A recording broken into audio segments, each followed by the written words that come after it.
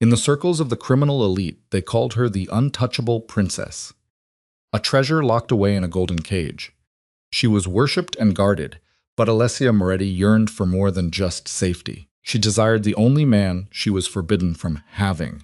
Marco Falcone was her guardian, her ever-present shadow, the man who handled her as if she were fragile glass when all she wanted was to be consumed by his intensity. This desperation led her to a decision that would unravel their entire world. She deliberately placed herself in the hands of an enemy, not as an act of defiance, but as a calculated strike for his attention. After all, sometimes the only way to force a man to truly see you is by letting another man put his hands on you first. The problem with living inside a fortress is that everyone tends to forget you're still a prisoner. From her bedroom window on the third story of the Grand Estate, Alessia Moretti watched the familiar dance of headlights piercing the darkness past the formidable iron gates. 10 cars, always 10. The security teams changed shifts at midnight with perfect precision, a mechanical ballet whose every move, every rotation, and every weakness she had committed to memory over her 22 years. But knowing the patterns was useless. She was trapped. The Moretti mansion was a sprawling 12-acre expanse of perfectly landscaped hell on the city's edge, fortified by walls high enough to repel an army and cameras so advanced they could count the drops of rain. Her father, a title that always felt hollow, had constructed this empire to be both his kingdom and her prison. Alessia had been raised to understand her role as the crown jewel, something to be admired from a distance.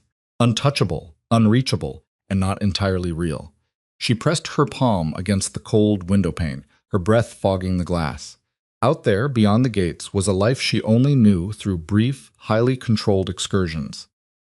Shopping trips flanked by 6 bodyguards and charity events where her smiles were rehearsed were the only tastes of freedom she ever got, and they felt more like theatrical performances than actual living. The knock on her door came at 12:03 a.m., exactly on schedule. "Come in." The door opened, and Marco Falcone stepped into her room with the easy confidence of someone who'd done this 1,000 times before. Because he had for 7 years since she turned 15, and her father decided she needed dedicated protection. Marco had been her constant shadow, her guardian, her warden, her private form of torture. "Still awake," he said. "Not a question. Observation's not your strong suit," Alessia replied, turning from the window. "You usually lead with that." Marco's mouth twitched, not quite a smile, but close enough that her chest tightened. He was 31 now, 9 years older than her, and time had been unreasonably kind. Dark hair that fell just past his collar, sharp features that photographs never quite captured correctly, and eyes the color of smoke that saw too much and revealed too little. He wore all black as usual, tactical clothing that moved like water, and probably cost more than most people's cars. Everything about Marco Falcone was expensive, controlled, and absolutely off-limits. "Your father wants to see you tomorrow morning," he said, crossing the room to check the window locks, a ritual she'd stopped commenting on years ago. 8 o'clock, sharp breakfast meeting. What's the occasion? Does there need to be one? Alessia watched him move through her space with practice efficiency, checking corners, scanning shadows, treating her bedroom like a tactical situation instead of what it was. A gilded prison cell decorated with silk sheets and original artwork. "You tell me," she said. "You're the one who knows everything." Marco paused at her bookshelf, his fingers brushing the spine of a collection she'd been reading. "Anna Karenina, heavy choice for midnight. I like tragedies." "Why?" "'Cause at least they're honest about how things end." Something flickered across his expression. Gone too fast to name. He turned, and for a moment they were just 2 people standing in a bedroom at midnight, and the weight of everything unsaid pressed against her ribs like a physical force. She'd been in love with him since she was 17, maybe longer. It was the kind of love that grew in the dark, fed by proximity and prohibition, nurtured by every careful distance he maintained between them. Because Marco never touched her. Not really. A hand at her elbow during formal events. Fingers at the small of her back to guide her through crowds. Professional contact that somehow felt more intimate than anything else in her carefully monitored life. And it was killing her. "You should sleep," he said, his voice dropping into that low register that made her pulse spike. "Tomorrow's going to be long. You always say that. It's always true."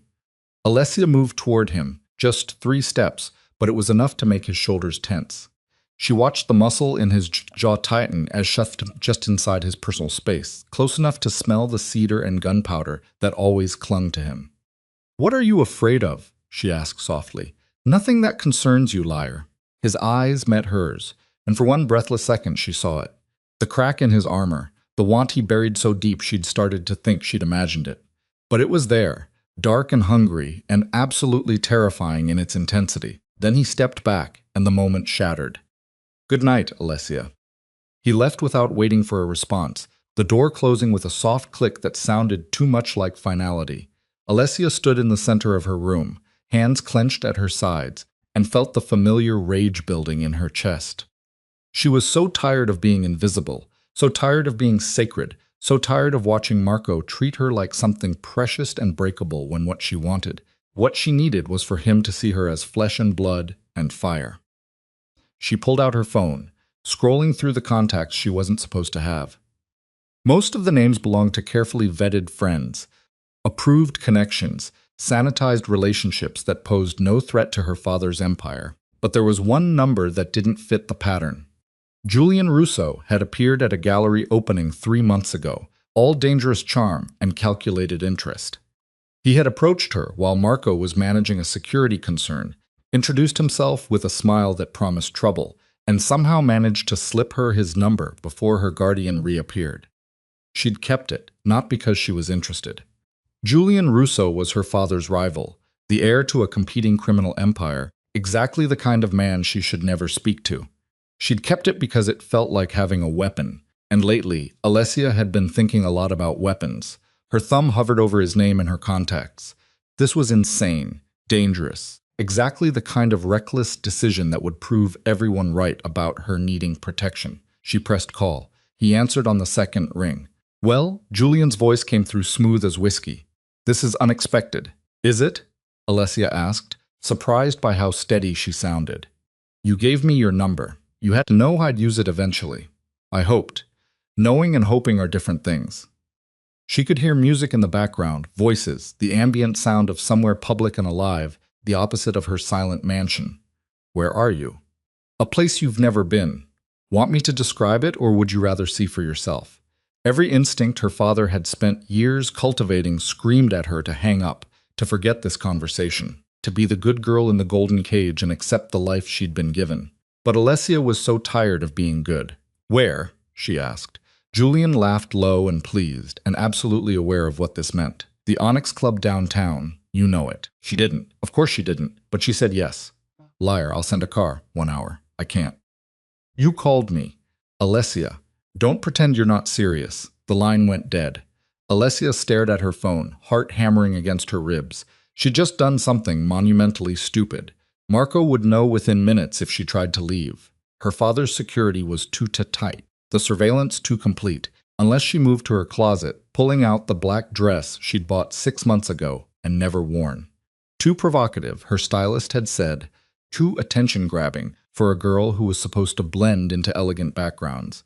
She'd kept it anyway, hidden behind winter coats and formal gowns, waiting for a moment that felt like this, like rebellion, like choice. Alessia changed quickly, her hand shaking as she zipped the dress. It fit like sin, clinging to curves she usually hid under careful tailoring. She grabbed drawer, coat, her phone, and the emergency credit card her father didn't know she'd duplicated. Then she did something she'd learned from watching Marco. She thought tactically. The cameras covered every entrance, but they had blind spots, small windows of coverage that rotated on a program schedule. The security team changed at midnight. The new shift would be settling in, running their initial sweep, focused on external threats rather than internal movement. She had a 5-minute window, maybe 6 if she was lucky. Alessia slipped out of her room, moving through the darkened hallway with practiced silence. She knew every creaking floorboard, every trigger point, every sound the house made when it settled. Growing up in a fortress taught you things most people never needed to learn. The service stairs were her best option, less monitored, assumed to be staff only. She made it down 2 flights without incident, her pulse thundering in her ears. Then she heard footsteps. Alessia froze, pressing herself against the wall as someone passed the stairwell entrance. Not Marco. The footsteps were heavier, the pace different. Leo, maybe, or one of the newer guards, whose name she hadn't bothered learning. She waited until the sound faded, then kept moving. The garage was connected to the house through a side door that required a key card, one she'd lifted from a maid's uniform months ago, just to see if she could. The small rebellion had felt pointless at the time. Now it felt like destiny. The card reader beeped softly, and the lock disengaged. Alessia slipped into the garage, where a fleet of vehicles sat in perfect rows. Her father collected cars the way some men collected art, excessively and without regard for practicality. She chose the smallest one, a dark sedan that wouldn't draw attention. The keys were kept in a lockbox by the door, organized with the same obsessive precision that governed everything in this house. Her hands were shaking so badly, she almost dropped them. The garage door opening would alert security. She had 30 seconds, maybe 40, before someone came to investigate. But the car was already pulling into the driveway, the headlights cutting through the darkness exactly where Julian had promised. Alessia ran. She made it to the vehicle just as shouting erupted behind her. The driver, a man she didn't recognize, didn't wait for introductions. He hit the gas the moment her door closed, and the sedan shot forward with enough force to press her back against the leather seats. Behind them, the estate erupted in chaos. Lights blazed. Alarms screamed. She could see figures pouring from the building, but they were already through the gates, already gone, already free. Alessia started laughing, high and breathless and slightly unhinged. She'd just escaped. For the first time in her life, she'd actually done it. The drive downtown took 20 minutes through streets that looked alien and thrilling. Alessia pressed her face to the window, watching the city blur past in streaks of neon and shadow. Real people living real lives, completely unaware of the girl in the back of the sedan, who was having a full-scale breakdown disguised as liberation. Her phone erupted with calls. Marco, her father. Unknown numbers that were probably security. She silenced it, watching the notifications pile up like evidence of the explosion she'd just set off. The Onyx Club out to be a nightclub, exclusive, expensive, and exactly the kind of place her father's enemies conducted business. The driver pulled up to a private entrance, and Julian Russo was waiting. He looked different than she remembered, lighter somehow, less weighted by the violence that clung to men in their world.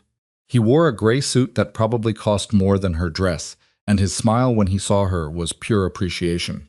"Alessia Moretti," he said, opening her door with a theatrical flourish. "You're even more beautiful when you're committing crimes."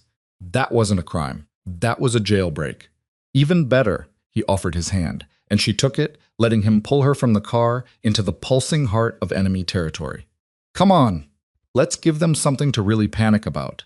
The club was everything her carefully curated life wasn't. Loud, chaotic, overwhelming. Music pounded through speakers that vibrated in her chest, and bodies moved on the dance floor like they'd forgotten what restraint meant. Julian kept his hand on her lower back, guiding her through the crowd to a private section cordoned off with velvet ropes and armed security. His security? His territory.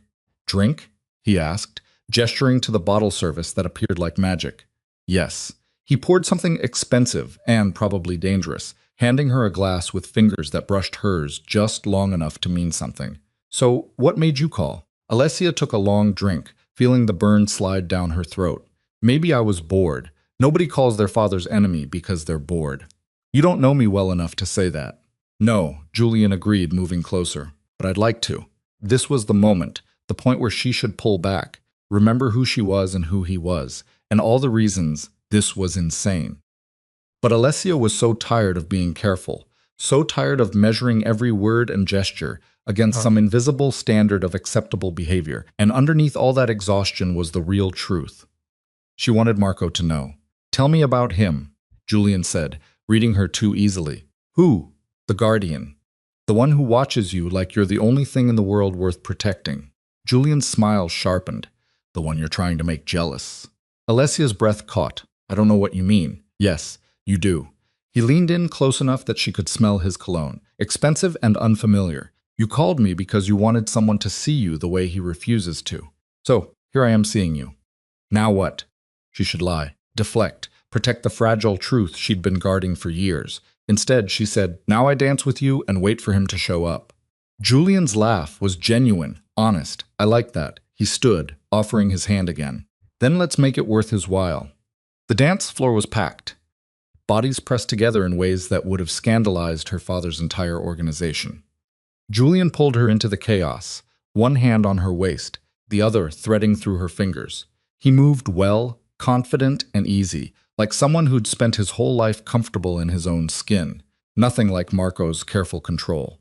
"You know he's going to kill me for this," Julian said, his mouth close to her ear so she could hear him over the music. Probably worth it. They danced until her feet ached and her skin felt flushed, and the part of her brain that usually screamed warnings went quiet. Julian was charming, attentive, exactly the kind of dangerous she'd been protected from her entire life, and she felt nothing. No spark, no chemistry, just the hollow satisfaction of knowing she was doing something forbidden, something that would hurt the right person in exactly the right way. It was petty and childish, and she didn't care. Around 2 a.m. Julian guided her back to the private section, both of them breathless and laughing. He poured another drink, his hand lingering on her arm, and Alessia felt the weight of his attention like something tangible. "You're not what I expected," he said. "What did you expect?" "A princess, someone fragile." His thumb traced small circles on her wrist. "But you're not fragile at all, are you?" "No." "Good. Fragile things break too easily." The word should have sounded romantic. Instead, they landed with the weight of a threat, and Alessia felt the first whisper of unease slide down her spine. Before she could analyze it, her phone lit up again. Another call from Marco. The 15th, maybe 20th. She'd lost count. "Answer it," Julian said, his smile sharp. "What?" "Your guardian. Let him hear where you are, what you're doing." He leaned closer, his voice dropping. "Let him hear you with me." It was cruel, calculated, exactly the kind of petty revenge she'd been craving. Alessia answered the call. "Where the hell are you?" Marco's voice came through tight with barely controlled fury. "Out. That's not an answer. It's the only one you're getting." Silence on the other end, the dangerous kind that preceded violence. "Then, Alessia, tell me where you are right now." Julian chose that moment to lean in, pressing a kiss to her neck that was clearly audible over the phone. Alessia's entire body went rigid, but she didn't pull away. The sound that came through the phone was subhuman. "You have 5 minutes to get away from him," Marco said, his voice dropping into something dark and lethal. 5 minutes before I come get you myself. I don't need rescuing." "The hell you don't. You don't get to tell me what I need. You gave up that right when you spent 7 years treating me like I was invisible." She hung up before he could respond, her hand shaking so badly she nearly dropped the phone.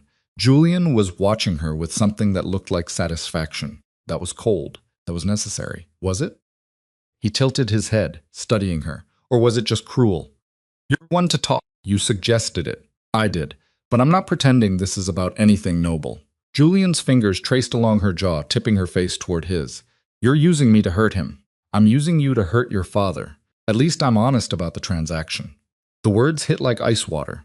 Alessia jerked back, suddenly seeing the whole situation with horrible clarity. "What?" "Come on, Alessia. You're smarter than this." Julian's smile never wavered. "Did you really think I was interested in you?" The untouchable princess locked in her tower. "You're a tactical advantage, sweetheart. Nothing more." The club seemed too loud. Suddenly, the lights too bright. Alessia stood on shaking legs, the alcohol in her system turning sour. "You son of a save the outrage. You came here to make a point. I'm helping you make it." He gestured around the club at the security cameras. She'd been too reckless to notice. "Your guardian's probably already on his way. When he gets here and sees you with me, sees you in my territory, in my club, wearing that dress." Julian's smile turned predatory. "That's going to start a very interesting war, which is exactly what I want." Alessia's vision blurred at the edges. She'd been so stupid, so focused on hurting Marco that she'd walked straight into an ambush disguised as rebellion. "The car that brought you here," Julian continued, "registered to one of my front companies. The dress you're wearing paid for with a credit card that'll trace back to my accounts. Every moment you've been here has been documented, photographed, cataloged." He stood, buttoning his jacket with casual precision.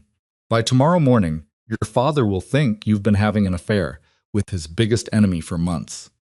"And Marco," Julian laughed. "Marco's going to think he failed to protect the one thing he was supposed to keep safe." The music pounded in her skull. "Why are you telling me this?" Because the trap's already sprung, sweetheart. What you do now doesn't matter. He leaned in one last time, his breath hot against her ear. But if I were you, I'd run before your guardian gets here and does something we'll all regret. Then he was gone, disappearing into the crowd with the same easy confidence he'd shown all night. Aless stood frozen in the private section, surrounded by strangers and pulsing music and the wreckage of her own terrible decision.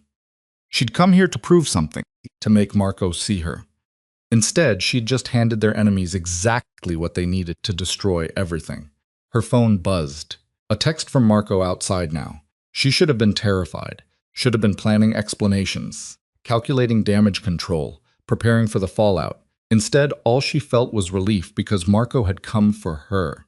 Despite everything, despite the betrayal and the stupidity and the calculated cruelty, he'd come. Alessia grabbed her coat and pushed through the crowd toward the exit. The main entrance was blocked by Julian's security, so she diverted to the side door, the emergency exit that led to an alley that smelled like garbage and regret. Marco was waiting. He stood in the shadows between streetlights, dressed in all black, and the look on his face made her breath catch. Not anger, though that was there, simmering beneath the surface. Not disappointment, though she could see that too. It was fear. Raw, undisguised, absolutely terrifying fear. "Get in the car," he said quietly. Marco. Now Alessia. She'd never heard him use that tone before. It wasn't a command or a threat. It was a plea wrapped in desperation. She got in the car. The drive back was silent, except for the sound of her pulse hammering in her ears. Marco's hands gripped the steering wheel hard enough to make the leather creak, and every muscle in his body radiated tension that felt dangerous to be near. "Say something," Alessia finally whispered. "What do you want me to say?" His voice came out rough, damaged, that you almost got yourself killed. That walking into Julian Russo's territory was the stupidest thing you've ever done? That he cut himself off, jaw clenching. That you what? Marco didn't answer, just drove faster, putting distance between them and the Onyx Club, between her and the mistake that was probably going to cost them everything. They were nearly back to the estate when he finally pulled over, the car skidding to a stop on a dark stretch of road between street lights. "Why?" he asked, not looking at her. "Why did you do it?" "Because I'm tired of being invisible." "You're not invisible. To you, I am." That made him turn, and the look in his eyes stole her breath. "You think you're invisible to me? You've spent 7 years treating me like I'm made of glass. Like I'm some sacred thing you can't touch. Like you're the only thing in this world I give a damn about." Marco interrupted, his voice breaking on the words. "Like you're the reason I wake up in the morning and the nightmare that keeps me up at night. Like you're every dangerous thought I've ever had and every line I swore I'd never cross." Alessia's hands were shaking. "Then why?" "Because I'm supposed to protect you, not destroy you." He turned in his seat, eyes blazing. "Do you have any idea what it's been like? 7 years. Of watching you grow into this impossible woman while I stand there and pretend I don't notice. Pretend I don't see the way you look at me like I'm." He stopped, breathing hard. "I can't be what you want, Alessia. I can't be the man who takes advantage of everything wrong with your situation. That's not what this is, isn't it? You're 22. You've lived your entire life in a cage. I'm the one holding the keys." Marco's laugh was bitter. "How is that anything but me, using my position to stop?" Alessia reached for him, her hand catching his wrist. "Stop making this about power dynamics and protection. Stop hiding behind duty and propriety and all the other excuses you've been using for years. Those aren't excuses. They're reality. No. Reality is that I chose to call Julian Russo tonight. I chose to go to that club. I chose to hurt you because I was so desperate for you to see me, that I was willing to destroy everything just to get your attention." Her voice cracked. "That's reality. Me making catastrophically bad decisions because the one person I actually want refuses to." Marco moved before she could finish, one hand sliding into her hair, the other cupping her face with a gentleness that contradicted the violence in his eyes. "If I touch you," he said quietly, "I won't stop." "Good," Ari said. "I don't want you to stop. I don't want you to be careful. I don't want you to protect me from yourself." She leaned into his touch, feeling 7 years of want crystallize into this single moment. "I just want you." For one breathless second, she thought he might actually do it. Mike crossed that final line and proved that everything she'd been feeling wasn't one-sided insanity. Then he pulled back and the loss felt physical. I can't, he said, and the defeat in his voice was worse than any rejection. Not like this. Not after tonight. Not while you're. He stopped shaking his head. Your father's going to have questions. Julian Russo is going to use this. Everything you did tonight has consequences, and you need to. What? Fix it. Save me. Alessia laughed, and it came out broken. I don't want to be saved, Marco. There's a difference. I see you. I've always seen you. Then prove it. But he didn't. Just started the car and drove them back to the fortress she'd tried so hard to escape. Back to the golden cage that felt smaller now than it ever had before. The estate was still lit up like a war zone when they pulled through the gates. Security everywhere. Her father's top people mobilized. The whole organization activated for a threat that turned out to be just her, just Alessia, trying to matter. Marco walked her inside without a word, his hand on her lower back. Professional contact that felt like mockery after everything they'd just said. Her father was waiting in his study. Luca Moretti was 57 and looked like violence carved into human shape. He'd built an empire through calculated brutality and strategic thinking. And right now, both were focused on his daughter. Explain, he said. Alessia lifted her chin. I went out. You went to Julian Russo's club wearing a dress I've never seen using a car service registered to his company. Her father's voice never rose. It didn't need to. That's not going out. That's a declaration of war. I didn't know. You didn't know, or you didn't care. Luca turned to Marco. Where were you? Running perimeter checks, she bypassed. I don't want excuses. I want answers. Her father's attention returned to Alessia, and she saw something in his expression she'd never seen before. Genuine fear beneath the anger.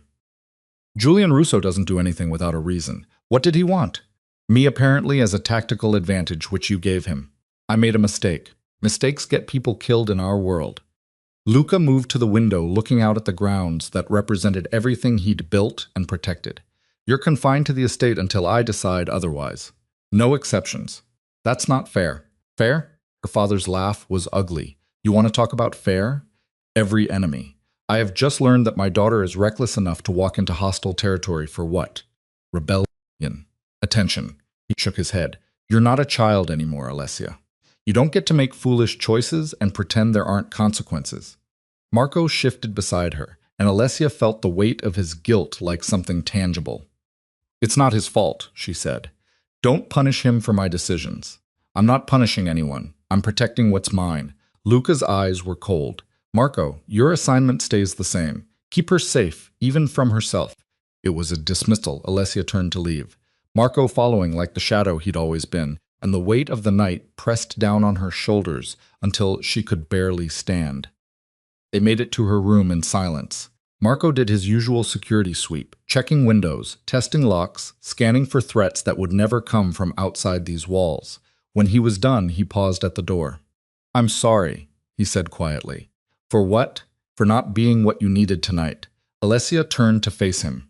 This impossible man who'd spent 7 years protecting her from everything except his own feelings. You were exactly what I needed. You came for me. I'll always come for you. But you won't stay. The words hung between them like an accusation and a plea wrapped in painful truth.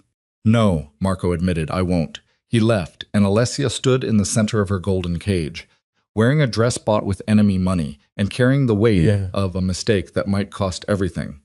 She'd wanted to matter, to be seen. Mission accomplished. Now she just had to survive the consequences. 3 days of house arrest felt like 3 years. Alessia spent the first morning pacing her room like a caged animal, rage and humiliation burning through her in equal measure. By afternoon, the anger had cooled into something worse. Shame that sat heavy in her chest every time she replayed the night at the Onyx Club. Julian's words kept circling back. You're a tactical advantage, sweetheart. Nothing more. She'd been so monumentally stupid. The estate felt smaller now, the walls pressing closer with each passing hour. Marco maintained his usual schedule. Morning checks, afternoon perimeter sweeps, evening lockdown. But something fundamental had shifted between them.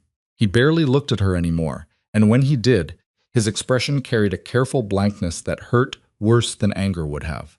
On the 4th morning, her father summoned her again. Luca Moretti sat behind his massive desk, flanked by 2 of his senior advisors. The men looked at Alessia with the kind of clinical assessment usually reserved for security threats, and she felt her spine straighten in response. Sit, her father said. She sat. Luca dismissed the advisors with a gesture, waiting until the door closed before speaking. Julian Russo sent a gift. Alessia's stomach dropped. What kind of gift? Her father slid a photo across the desk. Alessia recognized herself immediately, dancing with Julian, his hand on her waist, her head thrown back in laughter. The angle was perfect, the lighting professional. It looked exactly like what it was designed to look like, evidence of an affair. He sent copies to 3 of my business partners, Luca continued, his voice terrifyingly calm, along with a note suggesting that perhaps the Moretti family wasn't as unified as we claimed. I can explain. Can you? Her father leaned back in his chair, studying her. Because from where I'm sitting, my daughter walked into enemy territory and handed them exactly what they needed to undermine everything I've built. The words landed like physical blows. Alessia forced herself to meet his eyes. I made a mistake. I know that. But I didn't. I wasn't having an affair with him. I was trying to, what, rebel? Make a point? Luca shook his head. Your motivations don't matter, Alessia. Only the consequences. So, what happens now? Now we contain the damage. Her father pulled out another folder, this one thicker. I'm arranging a marriage. The room tilted. You're what? A strategic alliance with the DeLuca family. Their son, Vincent, has been angling for a connection to our organization for years.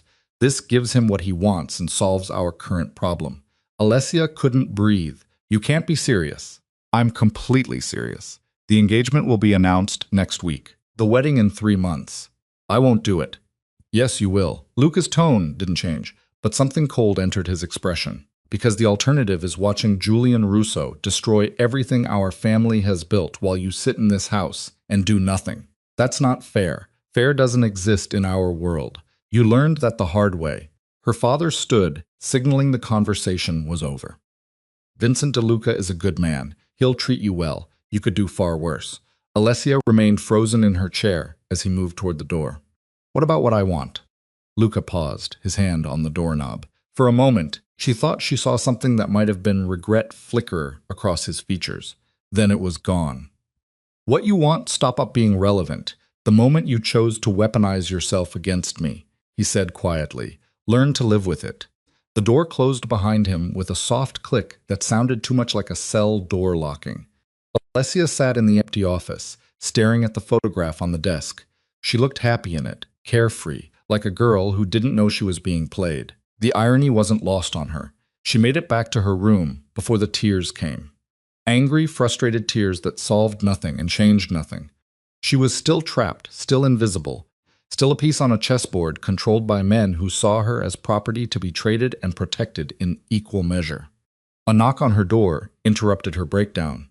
Go away, she called out, not bothering to hide the tears in her voice. The door opened anyway. Marco stepped inside, took one look at her tear-stained face, and went very still. What happened? My father's marrying me off to Vincent DeLuca.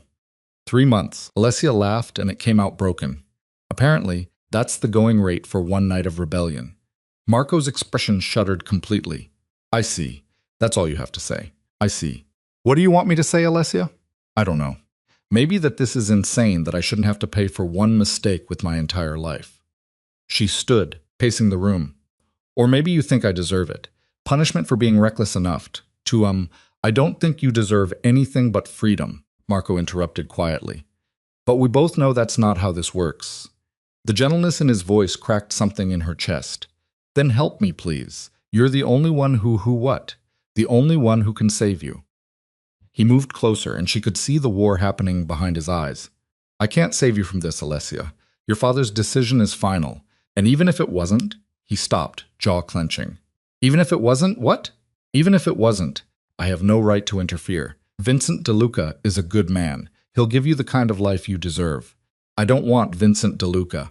The words hung between them, raw and honest, and absolutely terrifying in their implication. Marco's hands clenched at his sides. Don't. What? Tell you the truth. Alessia closed the distance between them, watching the muscle in his jaw jump. I've spent 7 years dancing around this. 7 years pretending I don't feel what I feel, because you made it clear it was inappropriate and impossible, and it is inappropriate. Is impossible. Why? Because you work for my father. Because you're supposed to protect me. She reached up, her fingers brushing his jaw. Or because you're afraid. Marco caught her wrist, his grip firm but not painful. You're getting married in 3 months. I don't love him. That's not the point. Then what is the point, Marco? Explain it to me. Because from where I'm standing, the point seems to be that everyone gets to decide my future except me. Something cracked in his careful control. The point is that I've spent 7 years watching you and wanting you and hating myself for it. The point is that every time you look at me like you're looking at me right now, it takes everything I have not to. He released her wrist like it burned. You're 22 years old. You've lived in a cage your entire life. How am I supposed to know if what you feel is real or just what? Proximity, desperation. Alessia's laugh was sharp. You think I haven't asked myself the same questions? You think I haven't spent every day wondering if I'm in love with you or just in love with the idea of you? Because you're the only man who's been part of my life for more than 5 minutes. And what did you decide? That it doesn't matter real or not, it's what I feel. And in 3 months, I'm going to marry someone else and spend the rest of my life wondering what would have happened if her voice broke. If you just let yourself want me back. Marco stared at her, and for the first time since she'd known him, she saw him completely unguarded. The want was there, dark and hungry, and absolutely devastating in its intensity. But so was the fear. I do want you, he said finally, his voice rough. I've wanted you since you were 17, and it was the most terrifying thing I'd ever felt. Because wanting you meant I was exactly the kind of man I swore I'd never be. Someone who took advantage of power and proximity. And stop making this about power, Alessia interrupted. I'm not some helpless victim. I made my own choices. Bad ones, clearly, but mine. Those bad choices are exactly why this can't happen. Marco stepped back, rebuilding the walls she just cracked. You're not thinking clearly. You're hurt and angry, and looking for someone to what? Save me? Use me? She shook her head. That's not what this is. That's never been what this is. Then what is it? The question hung between them like a challenge. Alessia took a breath, choosing her words carefully. It's me finally being honest about what I want, even if it's impossible. Even if it destroys everything. She met his eyes. I'd rather have one real moment with you than a lifetime of safe choices with someone else. For a heartbeat, she thought she'd broken through. Thought she saw him on the edge of giving in. Then his phone rang. Marco answered without looking away from her, his expression hardening as he listened. Understood. I'm on my way. He hung up. Security breach on the north perimeter. I need to go. Alessia forced herself to sound steady. I'm not going anywhere. The irony in those words wasn't lost on either of them. Marco left and Alessia returned to her window, the same window she'd stood at a week ago, watching headlights and dreaming of escape. Now the view felt different, smaller, like the whole world had contracted to the size of her gilded cage. Her phone buzzed, a text from an unknown number. Enjoying your engagement gift. J.R. Julian Russo, because of course he knew already. Probably knew before she did. Another text followed. We should talk tomorrow. The gallery on 5th. Come alone. Alessia stared at the message, every instinct screaming that this was another trap. Julian had already used her once. He'd made it clear she was nothing but a tactical advantage in whatever game he was playing with her father. But he also knew things, had resources, moved in circles that might, just might, offer a way out of the impossible situation she'd landed in. She typed back, "Why would I trust you?" His response came immediately. You wouldn't, but you're desperate enough to try anyway. He wasn't wrong. The next day, Alessia spent her morning planning. The gallery on 5th was public enough to be safe, private enough for a conversation. Getting there would be the hard part. Marco had tripled security after her last escape, and her father's people were watching everything. But watching and seeing weren't the same thing. At 2 p.m., Alessia told her assigned guard she was taking a nap. She locked her bedroom door, stuffed pillows under her covers, in a cliché so obvious it made her cringe, and climbed out her bathroom window onto the maintenance ledge that ran along the east wing. The drop to the garden below was 12 feet, manageable if she was careful. She wasn't careful. She was desperate. Alessia landed hard, her ankle twisting on impact. Pain shot up her leg, sharp and immediate, but she bit down on the cry before it could escape. The garden cameras rotated on a fixed schedule. She had 90 seconds before the next sweep. She ran. The service gate was locked with a keypad code that changed weekly. Alessia had watched the gardening staff enter it enough times to memorize the pattern. Her fingers shook as she punched in the numbers, certain any second an alarm would sound or security would appear, or the gate clicked open. She was through and down the street before her brain caught up with her body. Adrenaline drowning out the pain in her ankle. A cab pulled up within minutes. Miracle or coincidence? She didn't care. Fifth Avenue Gallery, she told the driver, sliding into the back seat. The drive took 20 minutes through midday traffic. Alessia spent it checking her phone compulsively, waiting for the inevitable calls from Marco or her father. But her phone stayed silent, too silent. The gallery was smaller than she expected, an intimate space, showcasing contemporary art that probably cost more than most people's houses. Julian was waiting near a sculpture that looked like twisted metal in broken dreams. "You came," he said, not bothering to hide his satisfaction. "I'm here. Say what you need to say.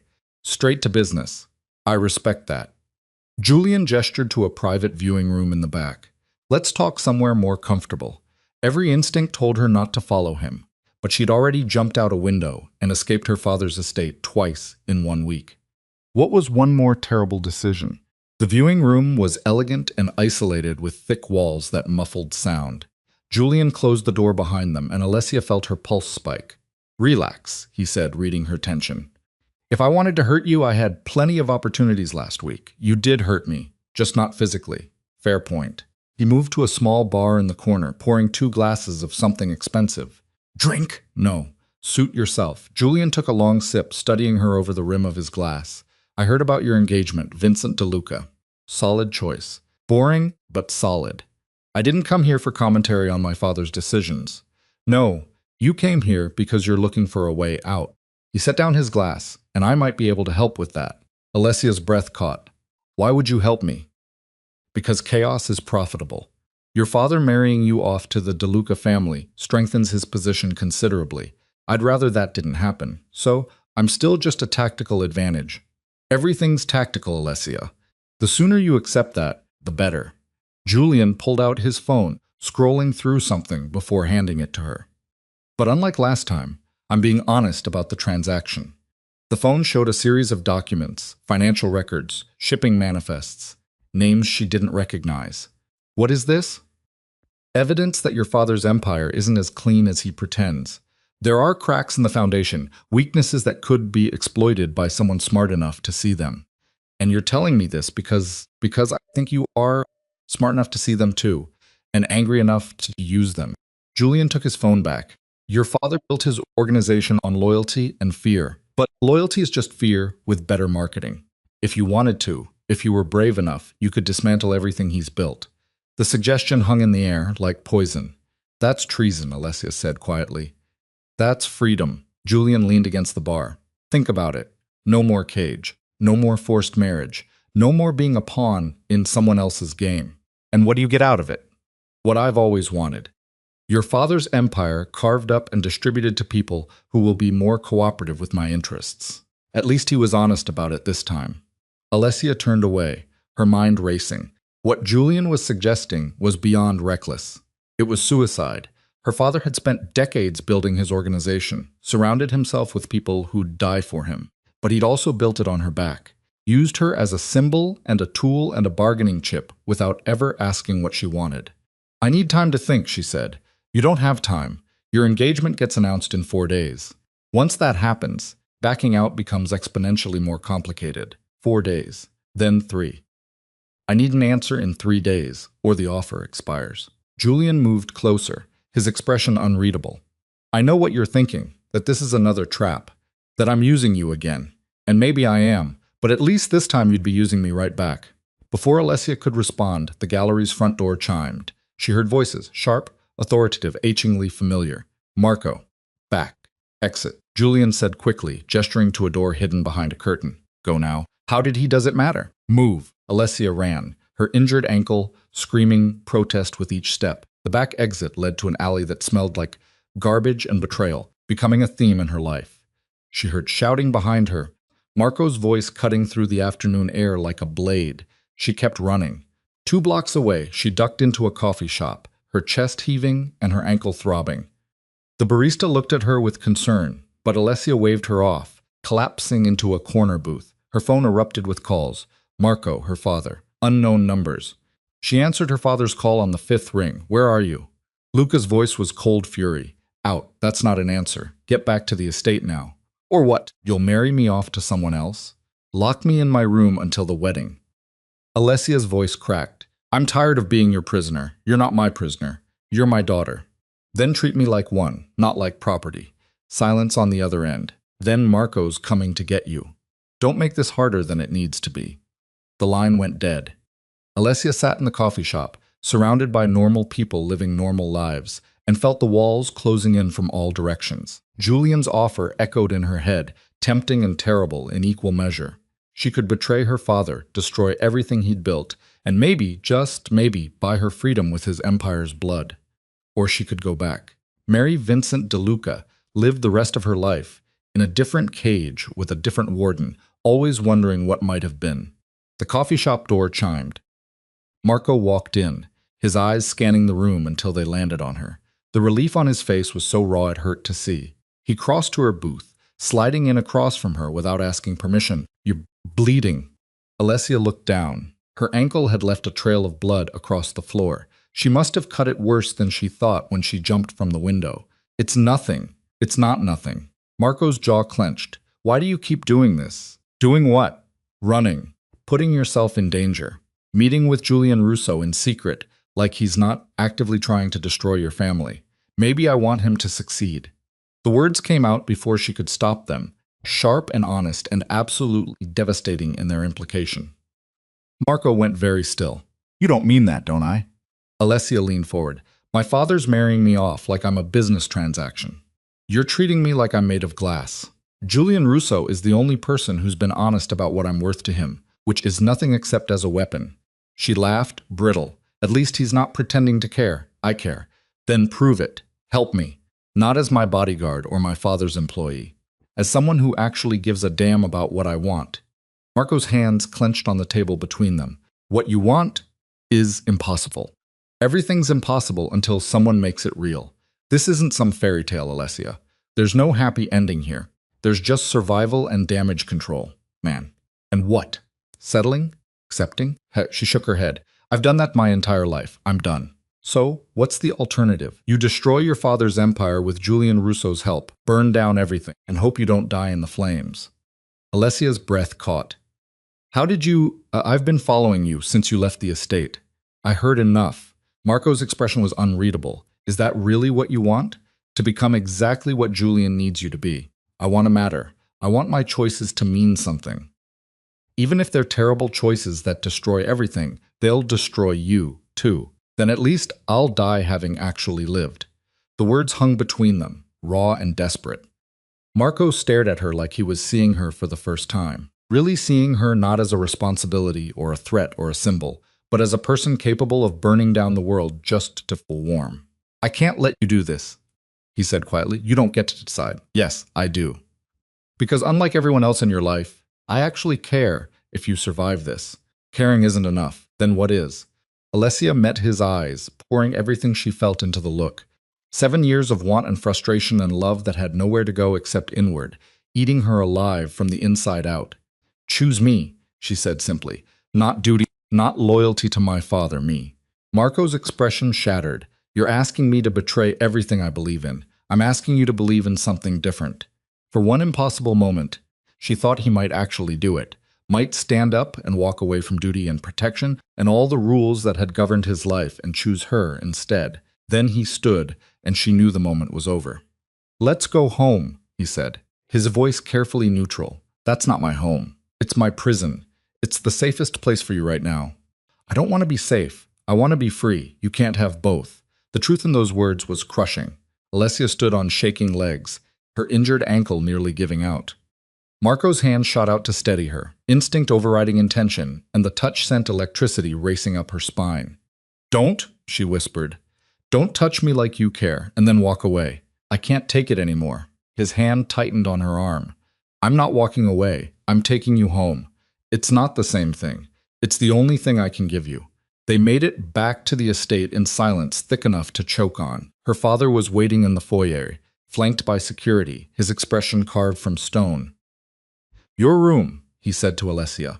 Now, She didn't argue, just limped past him, feeling Marco's presence behind her like a shadow she couldn't shake. Luca caught Marco's arm as he moved to follow my office. We need to talk. Alessia kept walking, not looking back. Each step on her injured ankle a reminder that pain was the only thing that felt real anymore. She made it to her room and collapsed on her bed, staring at the ceiling and counting the days until her engagement announcement. 4 days, 96 hours, 5,760 minutes until her life became someone else's property. Unless she stopped it. Unless she burned it all down first. Her phone buzzed. A text from Julian. Clock's ticking. Choose carefully.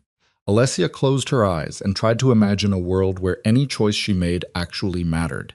She came up empty. The engagement announcement came 2 days early. Alessia woke to find her room flooded with morning light and a stylist team already setting up equipment by her vanity. She sat up too fast, her injured ankle protesting, and stared at the 5 strangers unpacking garment bags and makeup cases like this. What's going on? The head stylist, a severe woman in her 50s with hair pulled back so tight it looked painful, barely glanced at her. Your father moved up the timeline, the announcements tonight. We have 8 hours to make you presentable. I didn't agree to this. Your agreement wasn't required.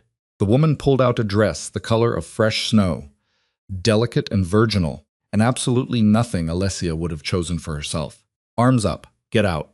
The stylist's expression didn't change. I have my orders, Miss Moretti. You can cooperate or I can call security to ensure cooperation. Your choice. Alessia wanted to scream, to throw something, to burn the white dress and everything it represented. Instead, she stood on shaking legs and let them dress her like a doll, because what else could she do?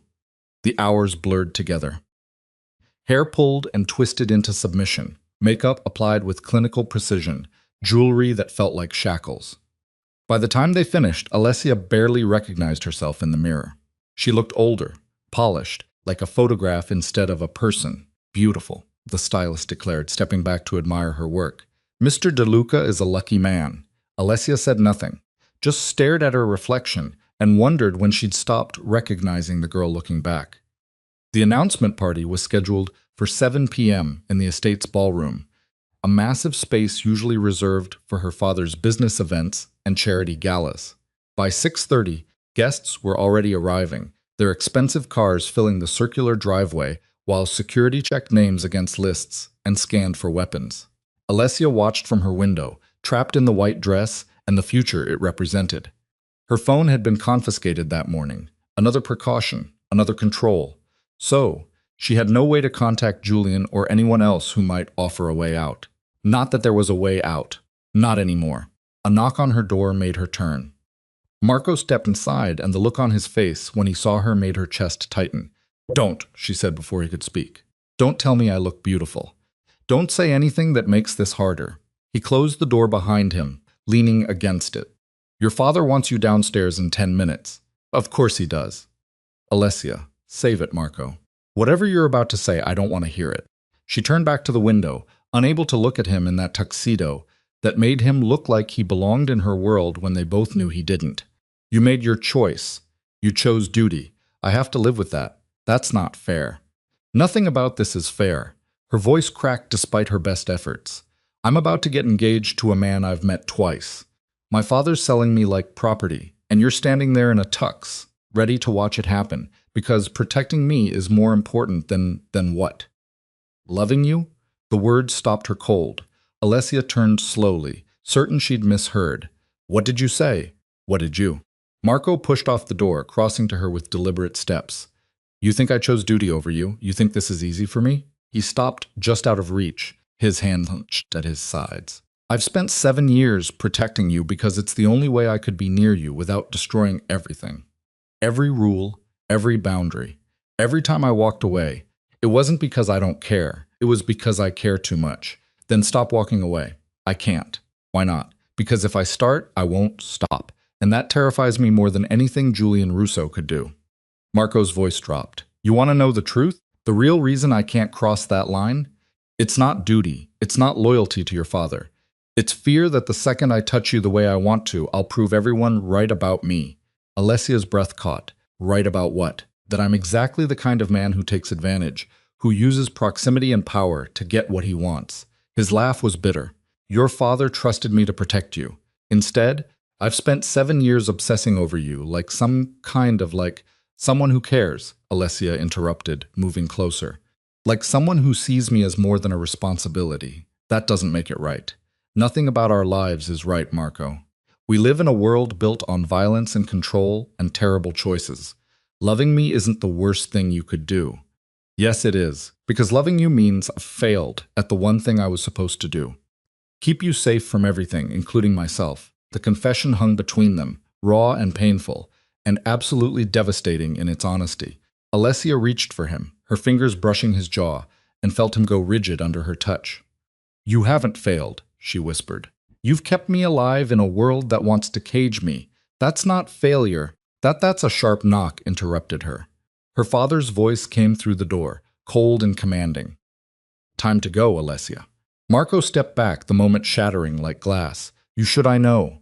Alessia forced herself to move toward the door, each step feeling like walking to an execution.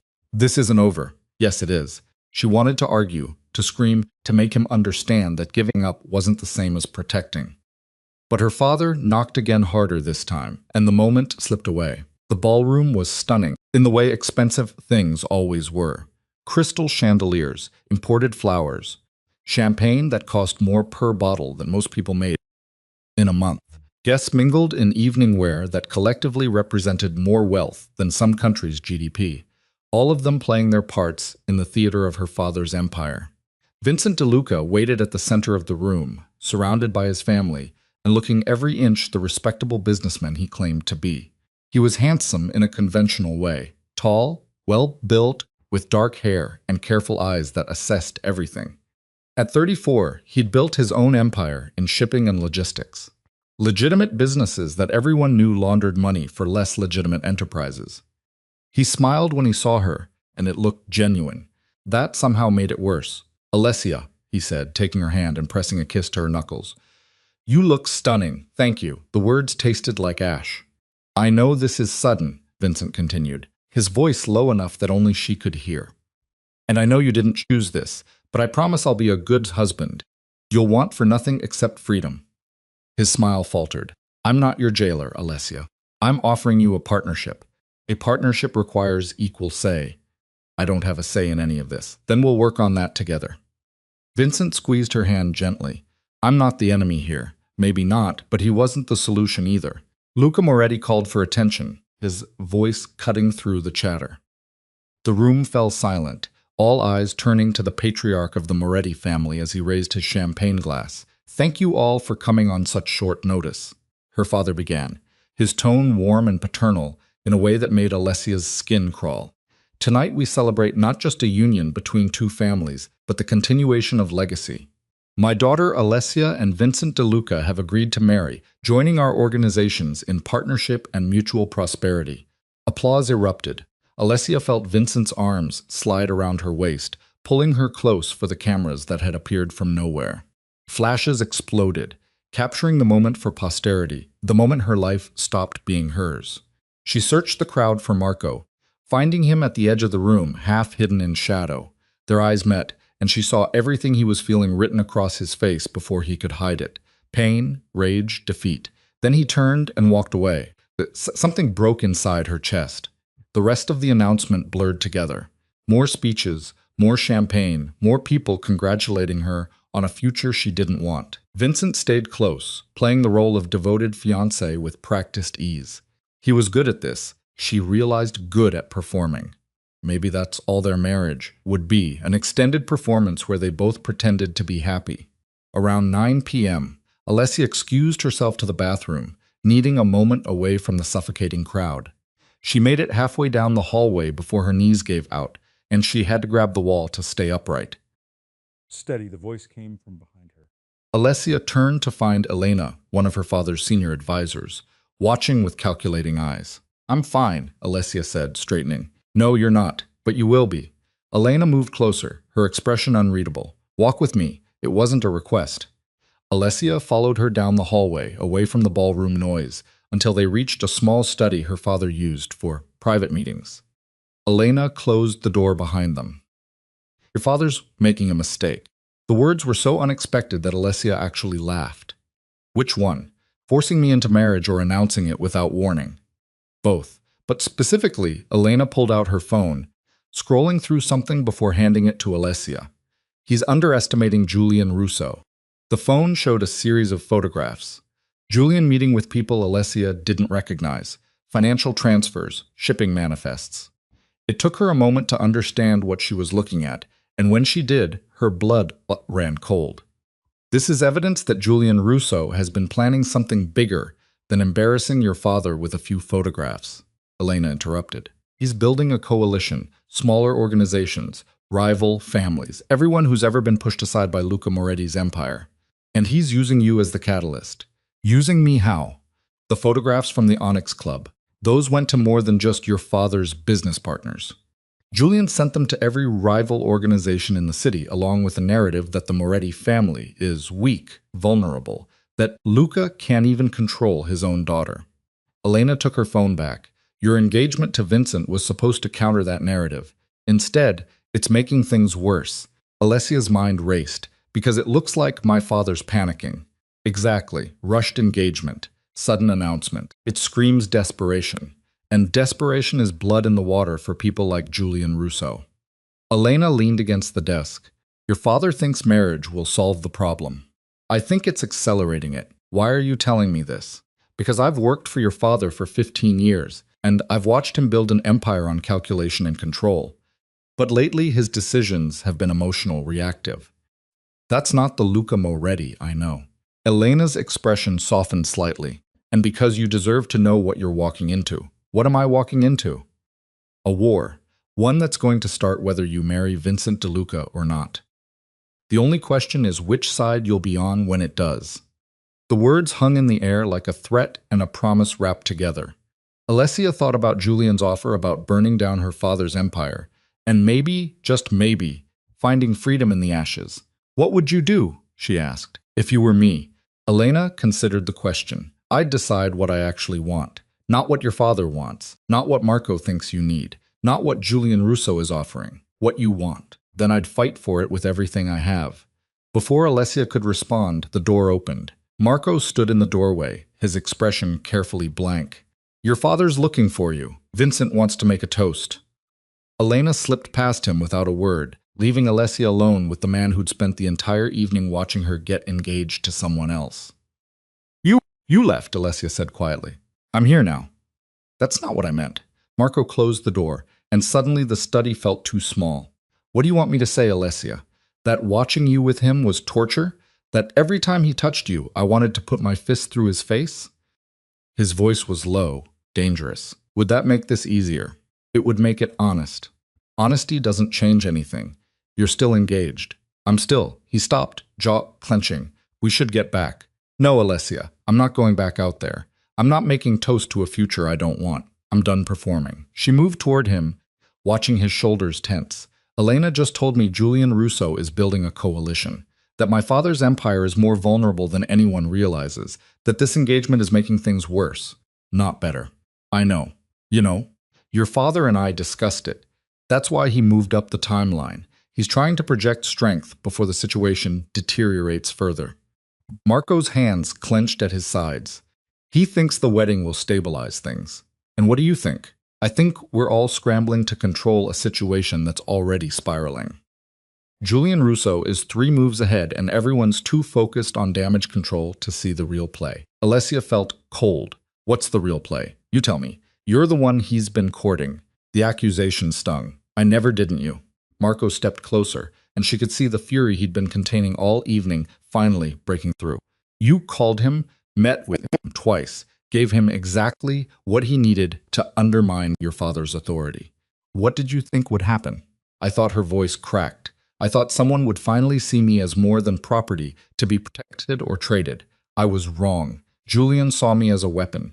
My father sees me as a bargaining chip. And you, she stopped, the words catching in her throat. I what? You see me as a responsibility you can't escape. The words landed like a physical blow. Marco went very still, and when he spoke, his voice was barely above a whisper. Is that really what you think? What else am I supposed to think? You've spent 7 years keeping me at arm's length. 7 years of careful distance and professional boundaries, and refusing till Alessia's breath caught. I'm getting married in 3 months to a man I don't love, because the man I do love is too afraid to. She didn't see him move. 1 second he was across the room. The next his hands were framing her face, and his mouth was on hers, and the world disappeared into fire and want, and 7 years of denial finally breaking. The kiss was nothing like she'd imagined.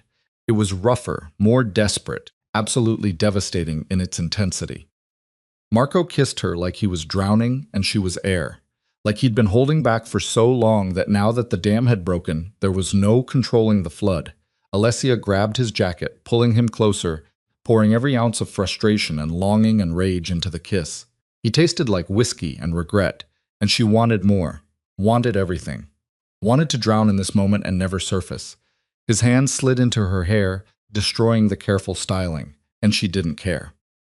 Nothing mattered except his mouth on hers, his body pressed against hers, the 7 years of distance finally collapsing into this single perfect moment of Marco pulled back so abruptly she stumbled. His chest was heaving, his eyes wild, and he looked absolutely wrecked.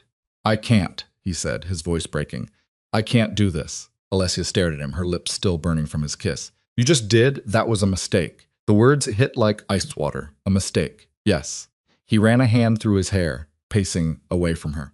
"You're engaged, This is exactly what I swore wouldn't happen. Why? Because it proves you're human. Because it proves you want something for yourself instead of just doing your duty." Alessia's laugh was sharp. "Or because it proves I was right all along." "Right about what? That you love me, that you've always loved me, and you're so terrified of what that means that you'd rather watch me marry someone else than admit it." Marco's expression shattered. "Admitting it doesn't change anything. It changes everything." "How? You're still getting married in 3 months. Your father still controls your life. Julian Russo is still building his coalition to destroy everything he stopped," shaking his head. "1 kiss doesn't fix any of that. Then give me more than 1 kiss. Give me something real. Something that's mine instead of something decided for me by men who think I'm too fragile to make my own choices. You are fragile. You've lived in a cage your entire life. You don't know what the real world is like, what it costs, what it takes from you until there's nothing left. Then show me." Alessia moved toward him, watching his resolve crumble with each step. "Stop protecting me from reality and show me what it actually looks like, the good and the bad and everything in between." "Alessia, I'm so tired of being handled with kid gloves, so tired of everyone treating me like I'll break if life gets too hard. Maybe I will break. Maybe I'll shatter into 1,000,000 pieces. But at least they'll be my pieces. At least I'll have lived." Marco stared at her like she was something precious and terrifying. "If I give you what you're asking for, there's no going back. No pretending this didn't happen. No more boundaries." "Good. You don't understand what you're asking. Then help me understand. Stop telling me what I can't handle and show me what I can." For a long moment, he just looked at her. Then he reached into his jacket and pulled out a gun. The one he always carried, sleek and deadly and absolutely forbidden for her to touch. He held it out. "Take it." Alessia stared at the weapon, her heart hammering. "What? You want to see the real world? This is the real world. Violence and consequences and choices that can't be undone." His voice was steady, but his eyes were dark with something that looked like desperation. "Take it. Feel the weight. Understand what it means." She took the gun with shaking hands. It was heavier than she expected. Cold metal that seemed to burn against her palms. The weight of it felt significant, not just physically, but in what it represented. "You know how to use one of these?" Marco asked. "No. Then you're not ready for the real world." "Not yet." He took the gun back, sliding it into its holster. "The real world isn't romance and rebellion and making a point. It's blood and consequences, and living with choices that destroy people." "You think you want that? You think you're ready with you?" "Yes." The confession hung between them. Marco closed his eyes, and when he opened them again, she saw the exact moment he made his decision. "Your father's going to kill me for this," he said quietly. "For what?" "For choosing you over everything else." He crossed to the door, locking it with a quiet click. "For proving him right about me." For Alessia cut him off with a kiss. And this time, he didn't pull away. This time, he kissed her back with the kind of desperate intensity that proved every word she'd said was true. He did love her, had always loved her, and it terrified him. His hands found her waist, pulling her closer, and she went willingly.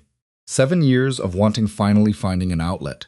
The white dress, symbol of her engagement, her prison, her manufactured future, crumpled under his grip, and she hoped it wrinkled beyond repair. "We can't do this here," Marco said, against her mouth, but his hands were already sliding up her back, contradicting his words. "Then where?" "Somewhere your father won't find us." "Somewhere?" He stopped, pulling back just enough to meet her eyes. "If we do this, everything changes. Your engagement, your relationship with your father, my position, all of it. I know. And you're willing to risk that. I'm willing to risk everything." Marco studied her face like he was memorizing it. Then he nodded, making some internal calculation. "There's a car in the east garage. Keys are in my pocket.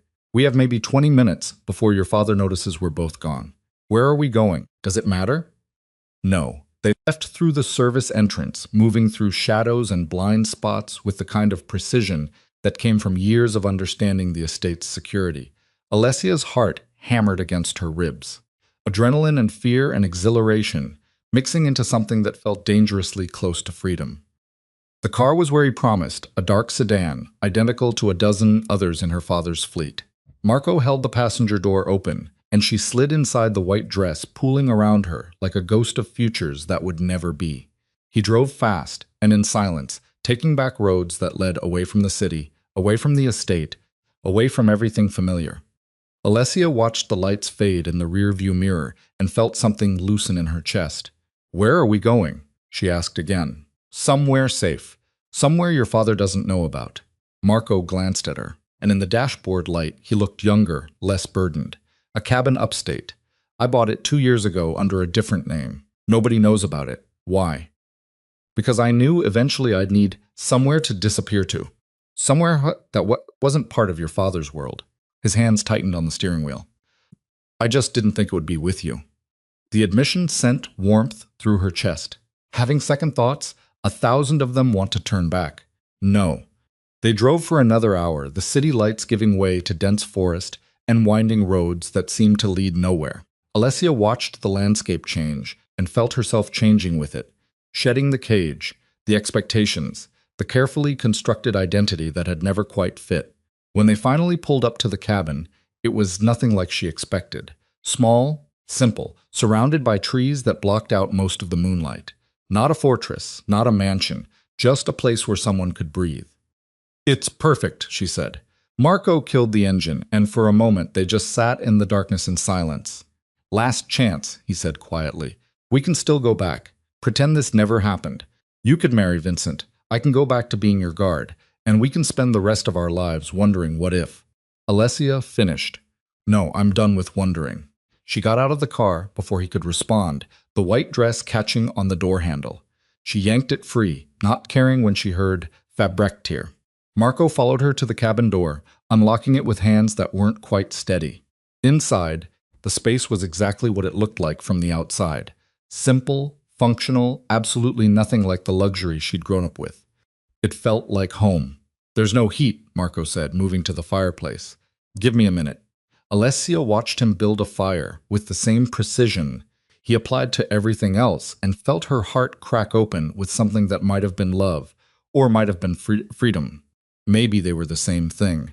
When the fire was burning, casting warm light across the small space, Marco turned to face her. "We should talk about what happens next. Or we could stop talking." She closed the distance between them. And this time when she kissed him, it felt like coming home, like finding something she's been searching for her entire life without knowing it existed. Marco made a sound low in his throat, his control finally shattering completely. His hands found the zipper of her dress, and she felt the white fabric slide away, taking with it every expectation and obligation and carefully constructed future.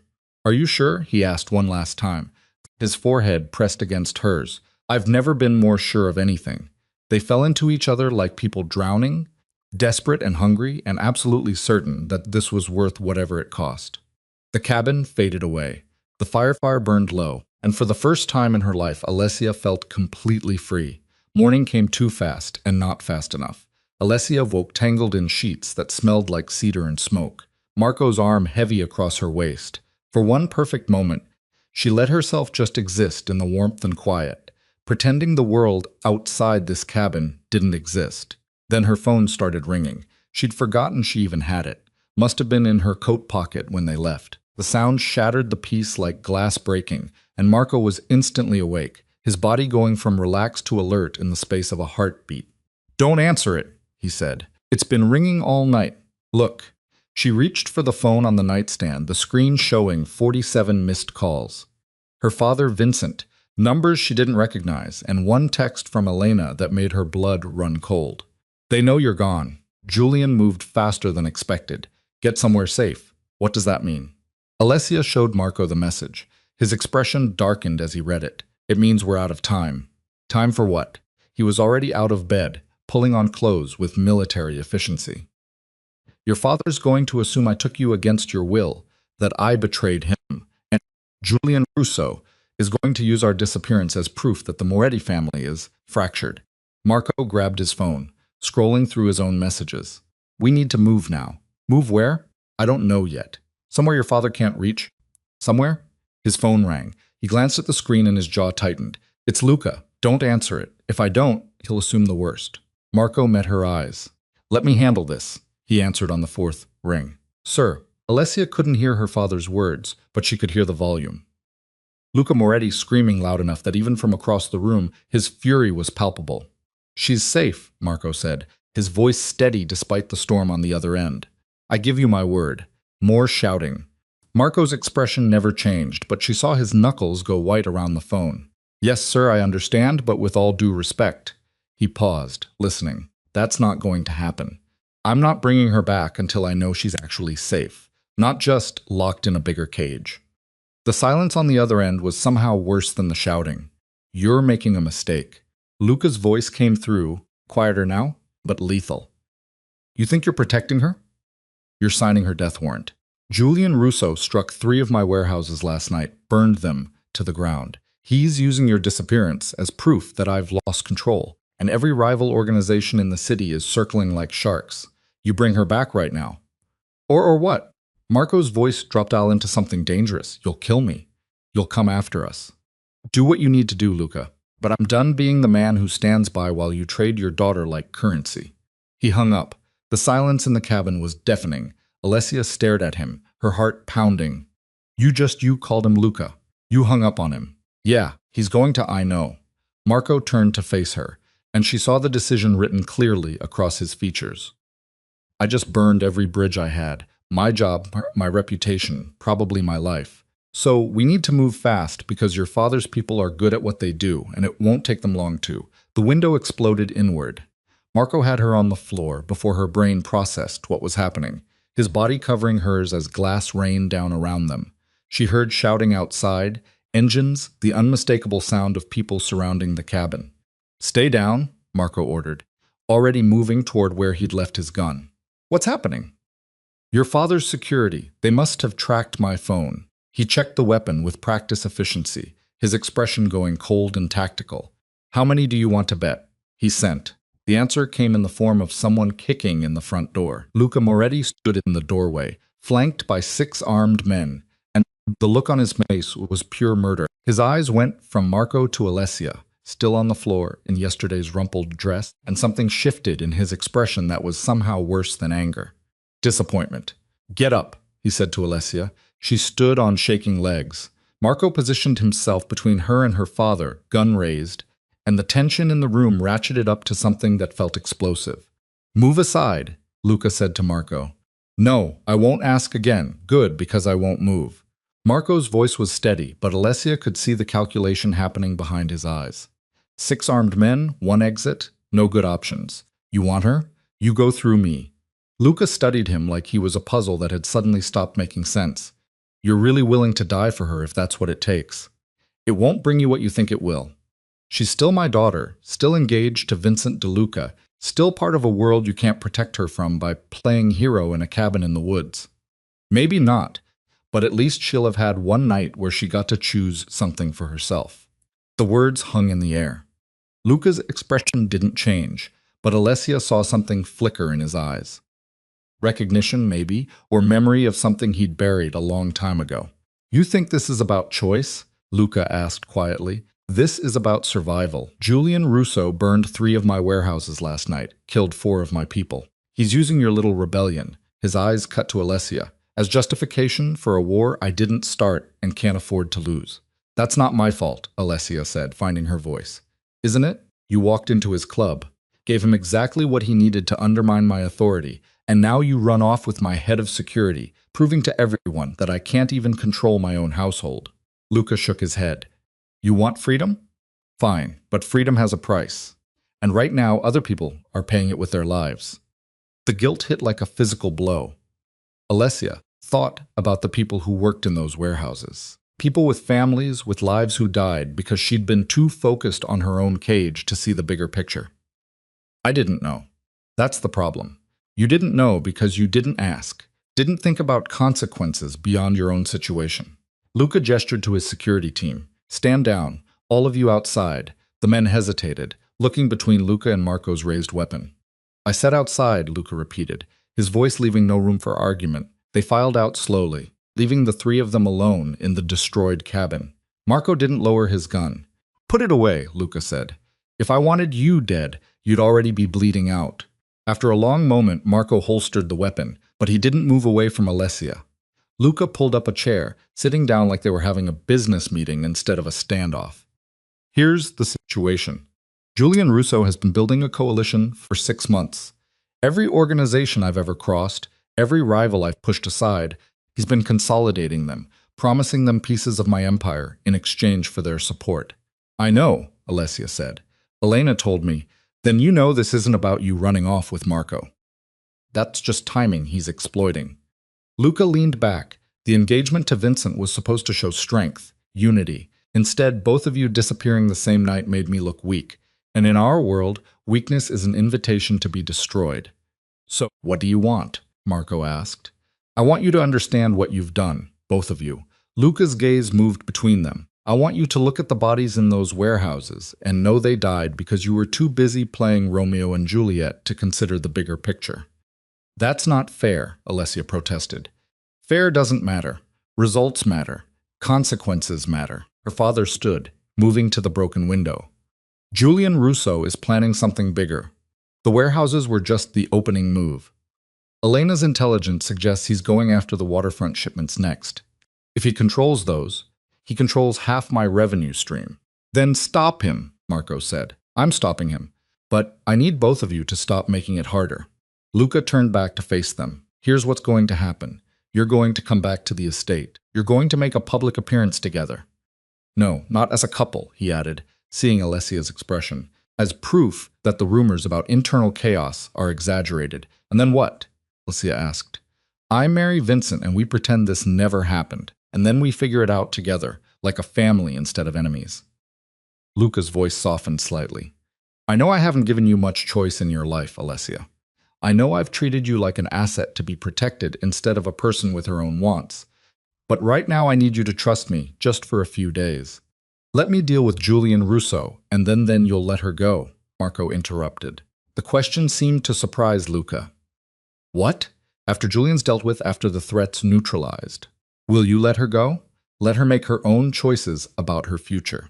Luca looked at his former head of security like he was seeing him for the first time. And where would she go with you? You don't have the resources to protect her, don't have the connections or the power to keep her safe in a world that will see her as either a target or a tool. Maybe she doesn't need protecting. Maybe she just needs the chance to live. Living gets you killed in our world. Then maybe it's time for a different world. The silence stretched between the 3 of them, heavy with everything unsaid. Alessia watched her father process Marco's words, saw the calculations happening behind his eyes. 3 days, Luca said finally. Give me 3 days to neutralize Julian Russo. Then we'll talk about your future. Both of your futures. He moved toward the door, pausing at the threshold. But if you run again, if you give Julian any more ammunition, I won't come after you myself. I'll let the world do it for me. And the world is much less forgiving than I am. He left his security team falling into formation around him. They heard the cars start, engines fading into the distance until it was just Alessia and Marco in the ruined cabin. We should go, Marco said quietly. Where? Back, like he said. Give him his 3 days. You actually believe him? Marco moved to the window, staring out at the forest. I believe he's desperate enough to be honest right now, and I believe if we don't give him this, we'll be running for the rest of our lives. Would that be so bad? He turned to look at her, and the expression on his face made her chest tight. You deserve better than running, Alessia. Better than looking over your shoulder every day, wondering when your past catches up. I deserve you, maybe. But you also deserve a life that's yours. Not dictated by your father. Not limited by my mistakes. Not defined by trying to escape. Marco crossed to her, taking her hands. Let's give him 3 days. See what happens. If he's lying, if nothing changes, we run together, and we don't look back. Promise? I promise. They drove back to the estate in daylight, the world looking different than it had the night before. Alessia watched the landscape pass and felt the weight of her father's words settling over her like a shroud. 4 people dead, warehouses burned, a war starting because she'd been too focused on her own prison to see the bigger battlefield. The estate was in lockdown when they arrived. Additional security, armed guards at every entrance, the whole organization activated for war. Her father's people barely looked at them as they passed, too focused on fortifying against whatever Julian Russo had planned next. Elena intercepted them in the main hallway. You're back. Good. We need to talk about what? Alessia asked. About the fact that Julian Russo just sent an invitation to a charity gala tomorrow night. Black tie, open to all major organizations in the city. Elena's expression was grim. It's a trap, has to be. But if your father doesn't show, it looks like he's hiding. And if he does show, Marco asked, then Julian gets to prove whatever point he's been building toward.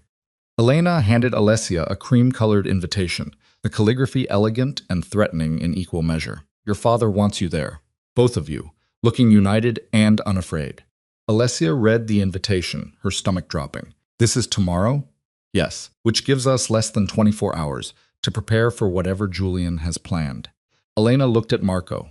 Luca wants to see you. His office now. Marco squeezed Alessia's hand once, then followed Elena down the hallway. Alessia stood alone in the foyer of her family's fortress, holding an invitation to what was probably her own execution, and felt the weight of every choice she'd made pressing down on her shoulders. She made it to her room without seeing anyone else, closing the door and leaning against it like she could hold back the world through sheer force of will. Her phone buzzed. A text from Vincent. Heard you're back. We should talk before tomorrow night. She ignored it. Ignored the 17 other messages waiting for her attention. Ignored everything except the growing certainty that tomorrow night was going to change everything and not in any way she could control. A knock on her door made her jump. Who is it? It's me. Marco's voice quieter than usual. She opened the door. He looked exhausted, his shoulders carrying weight that hadn't been there this morning.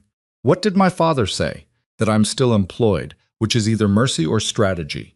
I can't tell which. Marco came inside, closing the door behind him. He wants me with you tomorrow night. Close protection. Back to being my bodyguard. Yeah. The word hung between them, loaded with everything they'd been to each other last night, and couldn't be here. Alessia felt the distance opening up again, the careful boundaries reconstructing themselves in real time. Don't, she said. Don't go back to treating me like what? Like someone I'm supposed to protect. Marco's smile didn't reach his eyes. That's what I am, Alessia.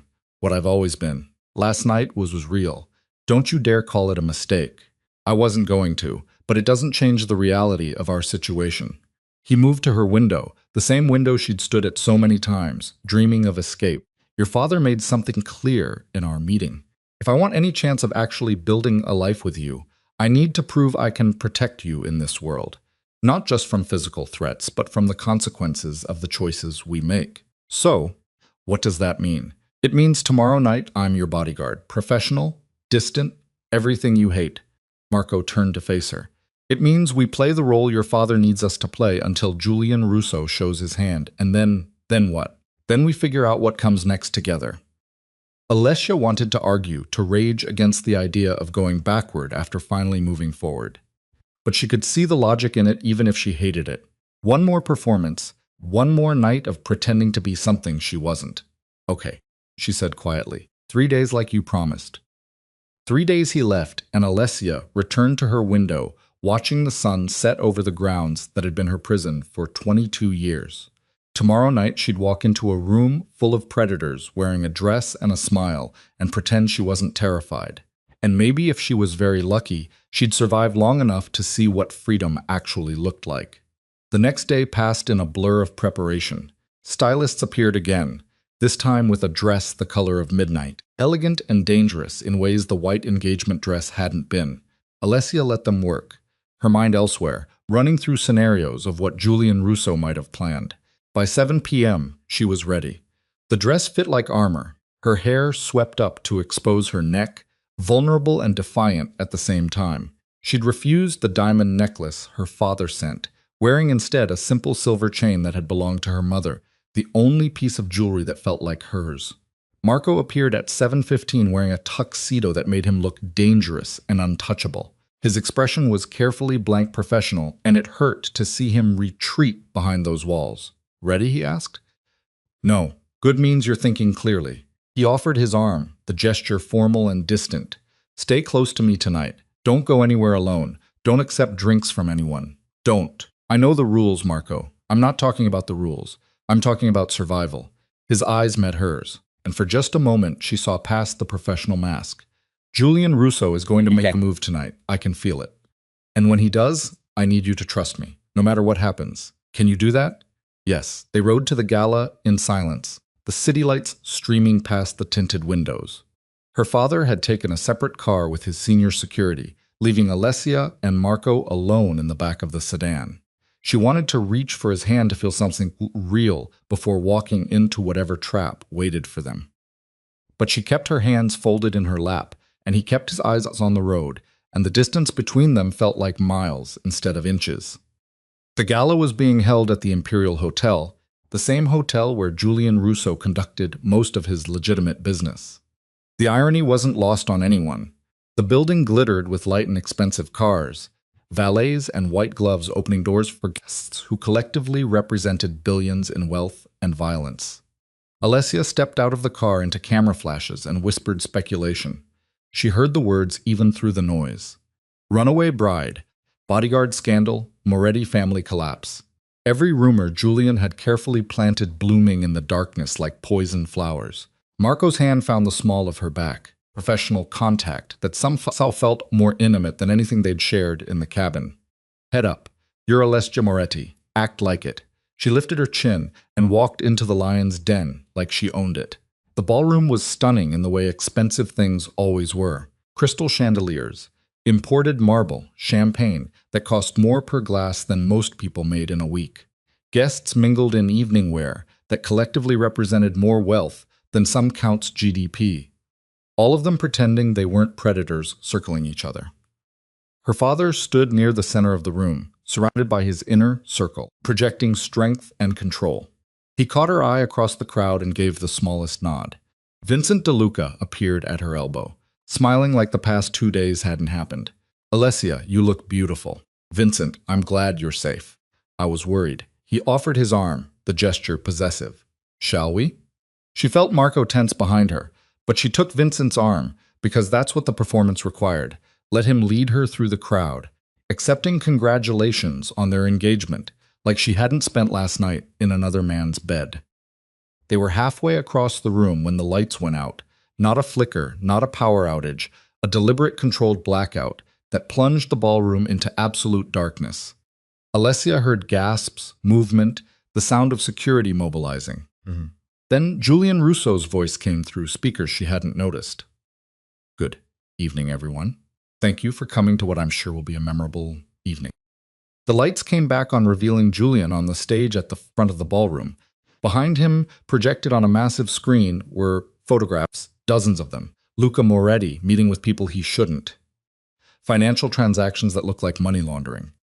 Documents that proved every illegal operation the Moretti family ran. "I promise transparency." Julian continued, his voice smooth. "Here it is.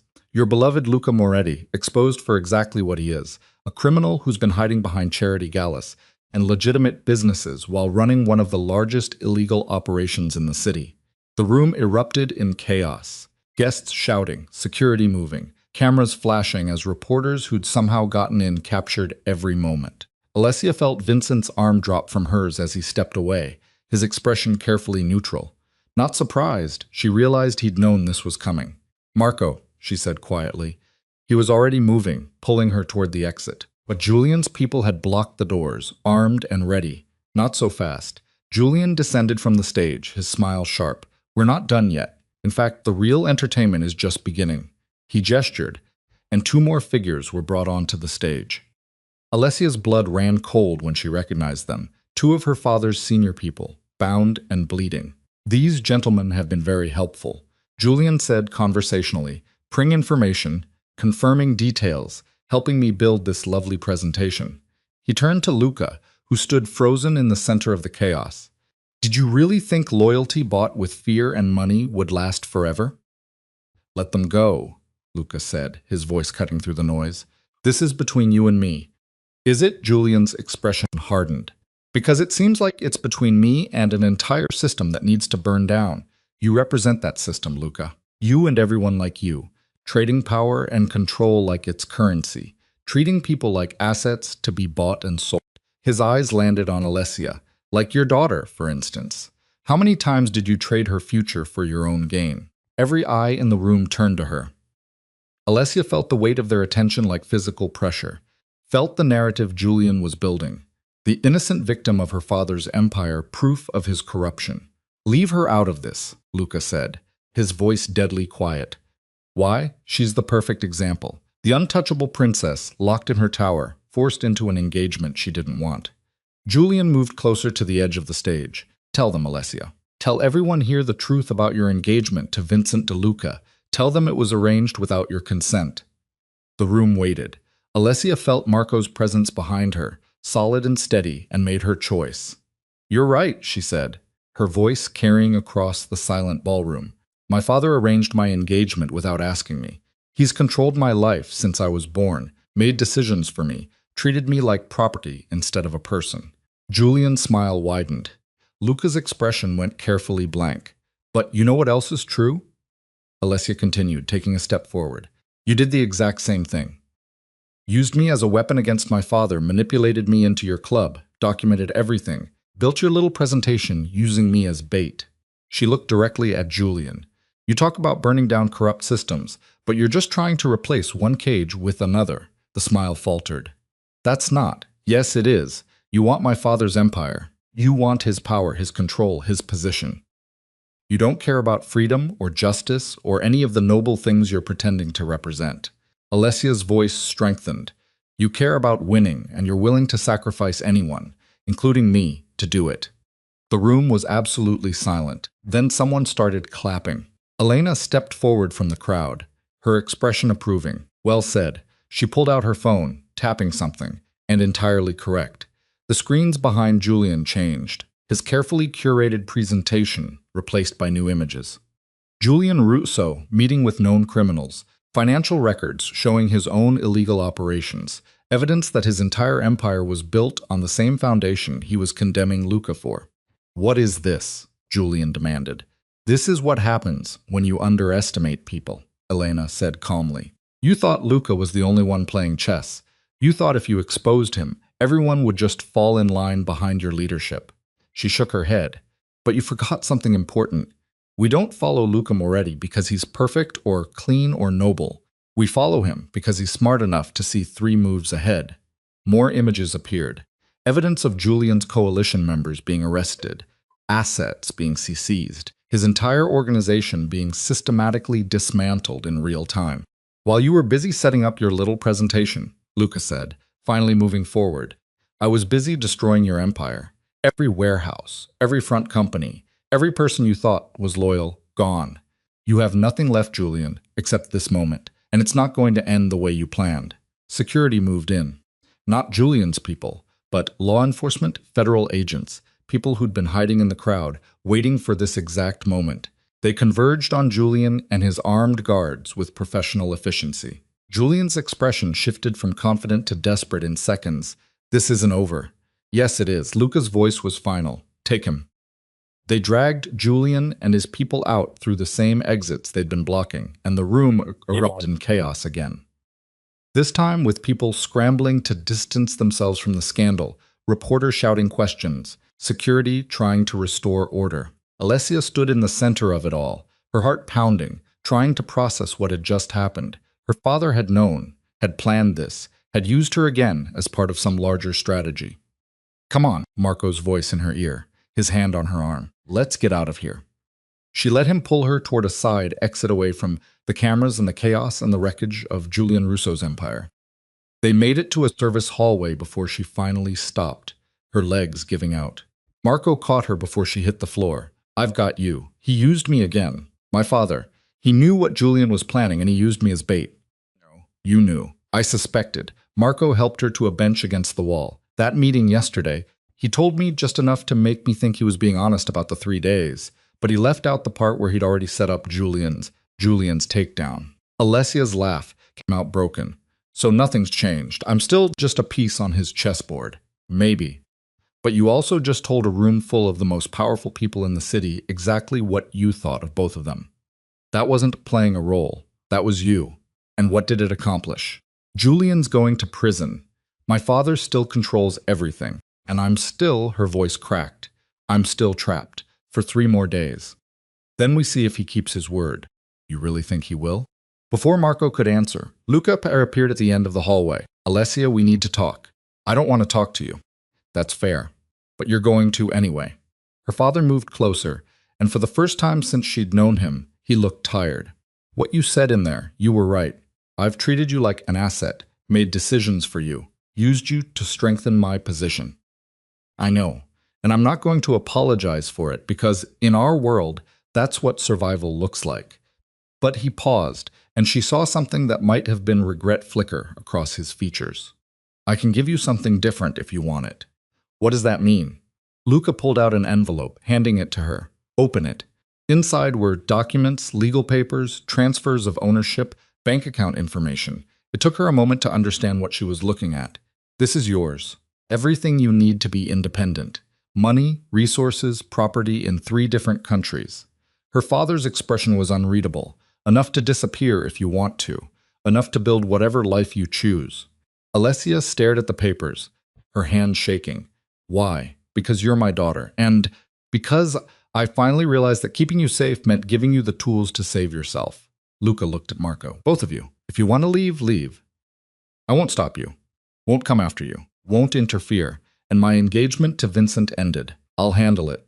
Her father turned to go, then paused. "For what it's worth, I'm proud of what you did in there, taking on both Julian and me in front of everyone. That took courage." He left before she could respond, disappearing back into the chaos of the gala, leaving Alessia holding the keys to her freedom and Marco standing beside her in stunned silence. "Is this real?" she finally asked. Marco took the papers, reading through them carefully. "It's real. Legal, binding, exactly what he said." He looked at her and she saw the question in his eyes. "So, what do you want to do?" Alessia thought about the cabin in the woods, about running, about spending the rest of her life looking over her shoulder, wondering if her father's offer was genuine or just another trap. Then she thought about the girl who'd called Julian Russo 3 weeks ago, desperate and reckless, and willing to destroy everything, just to feel like she mattered. That girl was gone. In her place was someone different, someone who'd stood in front of the most powerful people in the city and told them the truth. Someone who'd survived being used by both her father and his enemy and come out the other side still standing. "I want to finish what we started," she said, "not by running, by choosing deliberately, consciously, without fear." She took Marco's hand. "I want to build something real with you, not in hiding, not in secret, just us, whatever that looks like. That's going to be complicated. Everything worth having is complicated." Marco pulled her close, his forehead resting against hers. "Okay, then let's do it. Let's build something real." They stood in the service hallway while chaos raged in the ballroom beyond, holding each other in the promise of a future that was finally actually theirs to choose. It wasn't perfect, it wasn't easy, and it definitely wasn't the ending she'd imagined when this whole mess started, but it was real. And after 22 years in a golden cage, real was exactly what she needed. The paper sat on Alessia's desk for 3 days untouched, while she tried to figure out what freedom actually looked like. Turned out it looked a lot like paralysis. She'd spent 22 years dreaming of escape, and now that the door was open, she couldn't seem to walk through it. The money her father had given her was real. She'd had Marco verify it with 3 separate lawyers. The properties existed. The accounts were active. Everything she needed to disappear was right there waiting, and she was terrified. "You're stalling," Marco said on the 4th morning, finding her at the same window she'd stood at 1,000 times before. "Why?" "Because I don't know what I'm supposed to do next." Alessia turned to face him, and the honesty felt like ripping off a bandage. "I've spent my whole life fighting to get out of this cage. Now that I can leave, I realize I have no idea who I am outside of it. So figure it out. You have time. Do I? My father gave me independence, but he's still Luca Moretti. Still running an empire built on things I don't agree with. How do I take his money and pretend it's clean? How do I?" She stopped, frustrated. "How do I build something real using resources that came from violence?" Marco moved to stand beside her, both of them looking out at the grounds that had defined her entire life. "You can't. Not completely. That money, those resources, they're tainted. But refusing to use them doesn't make them disappear. It just means someone else benefits from the violence instead of you. That's not exactly comforting. It's not supposed to be comforting. It's supposed to be honest." He turned to face her. "You want my opinion? Take the money. Use it to build something that matters, something that helps people instead of hurting them. You can't erase where it came from, but you can change where it goes." The idea settled over her, uncomfortable, but solid. "Like what?" "I don't know. What do you care about?" Alessia thought about the past month, the warehouses that had burned, the people who died, all the collateral damage from a war between men who saw human beings as chess pieces. People like me, people who get used as weapons in other people's wars, then do something about it. It's not that simple. It never is, but you're Alessia Moretti. Since when do you let complicated stop you? The words hit something deep in her chest. She looked at the papers on her desk. Her inheritance, her blood money, her chance to matter, and made a decision. "I need to see my father." Luca was in his study, reviewing reports from the dismantling of Julian Russo's empire. The operation had been thorough. Assets seized, accounts frozen, people arrested or scattered. What had taken Julian years to build had been destroyed in 3 days. Her father looked up when she entered, his expression guarded. "Alessia, I want to talk about the money. Having second thoughts about taking it? No. Having second thoughts about what to do with it." She sat down across from him, the same chair she'd sat in a month ago when he'd announced her engagement. Felt like a lifetime ago. "I want to use it to start something, a foundation maybe, something that helps people caught in situations like mine. People who've been used as leverage or traded like property." Luca studied her for a long moment. "That's ambitious." Sighed. His mouth twitched. "Not quite a smile, but close. You did. Though I'm not sure I'm comfortable with you using my money to criticize the system that created it. Too bad. You gave it to me. What I do with it is my choice." Alessia leaned forward. "But I need something else from you. Information, contacts, access to the people who know which organizations are trafficking in humans or using families as leverage. I can't help people if I don't know where to find them. You're asking me to expose my own network's vulnerabilities. I'm asking you to help me do something good with the damage you've caused. Call it penance, if you want." Luca sat down his reports, giving her his full attention. "You think one foundation is going to balance out everything I've done? Everything our family represents? No, but it's a start." Alessia met his eyes. "And maybe it's a way for both of us to be something other than what we've always been." The silence stretched between them, heavy, with years of unspoken tension and carefully maintained a distance. Then Luca opened a drawer, pulling out a folder that looked well-worn. "I started keeping these about 5 years ago," he said, sliding it across the desk. "Names, locations, situations where families were being used as collateral or leverage. I told myself it was intelligence. Know your enemies, know their weaknesses." But really, he paused, and for the first time, Alessia saw something that looked like regret. "Really, I was keeping track of all the things I'd become immune to, all the lines I'd crossed without noticing." Alessia opened the folder. Inside were dozens of cases meticulously documented. Children held as insurance on debts. Spouses threatened to ensure cooperation. Entire families destroyed because someone needed leverage in a negotiation. This is her voice caught. "There are so many. That's just what I know about. The real number is probably 10 times that." Luca leaned back in his chair. "You want to start a foundation? Start there. Those people need help more than they need money. They need extraction, protection, new identities. They need someone willing to go to war for them. I'm not a soldier. No, but you know one. Her father's eyes moved past her to where Marco stood in the doorway. And you have access to resources most people can't dream of. Use them. Alessia looked at Marco, seeing the question in his eyes. This was bigger than running away together, bigger than building a quiet life somewhere safe. This was choosing to stay in the world they came from and fight to change it. Are you in? She asked him. Marco crossed to the desk, looking at the folder's contents. She watched him process the scale of what they were talking about, saw him calculate risks and resources, and all the ways this could go wrong. Then he looked at her and smiled, really smiled, the kind that made her chest tight. Yeah, I'm in. The foundation took 6 months to establish properly. Alessia worked with lawyers and accountants and people who specialized in making money legitimate, while Marco built a network of security professionals who knew how to extract people from dangerous situations.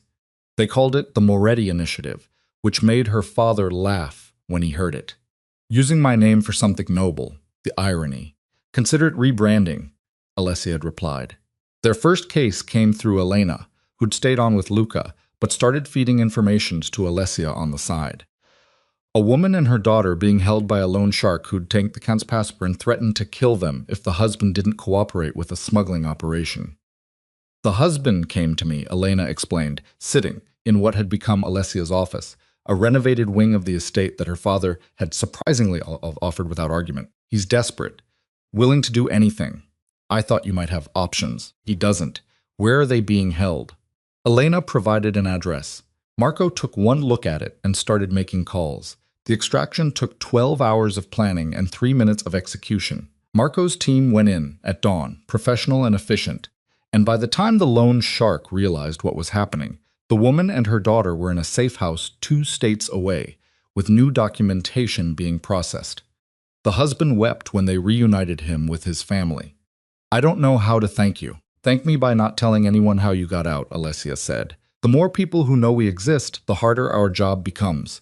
He nodded, still crying, and Alessia felt something shift in her chest.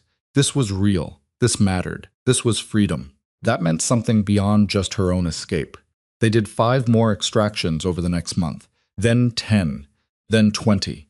Word spread in the underground, careful whispers about someone helping people disappear, someone with resources and connections who didn't ask for anything in return.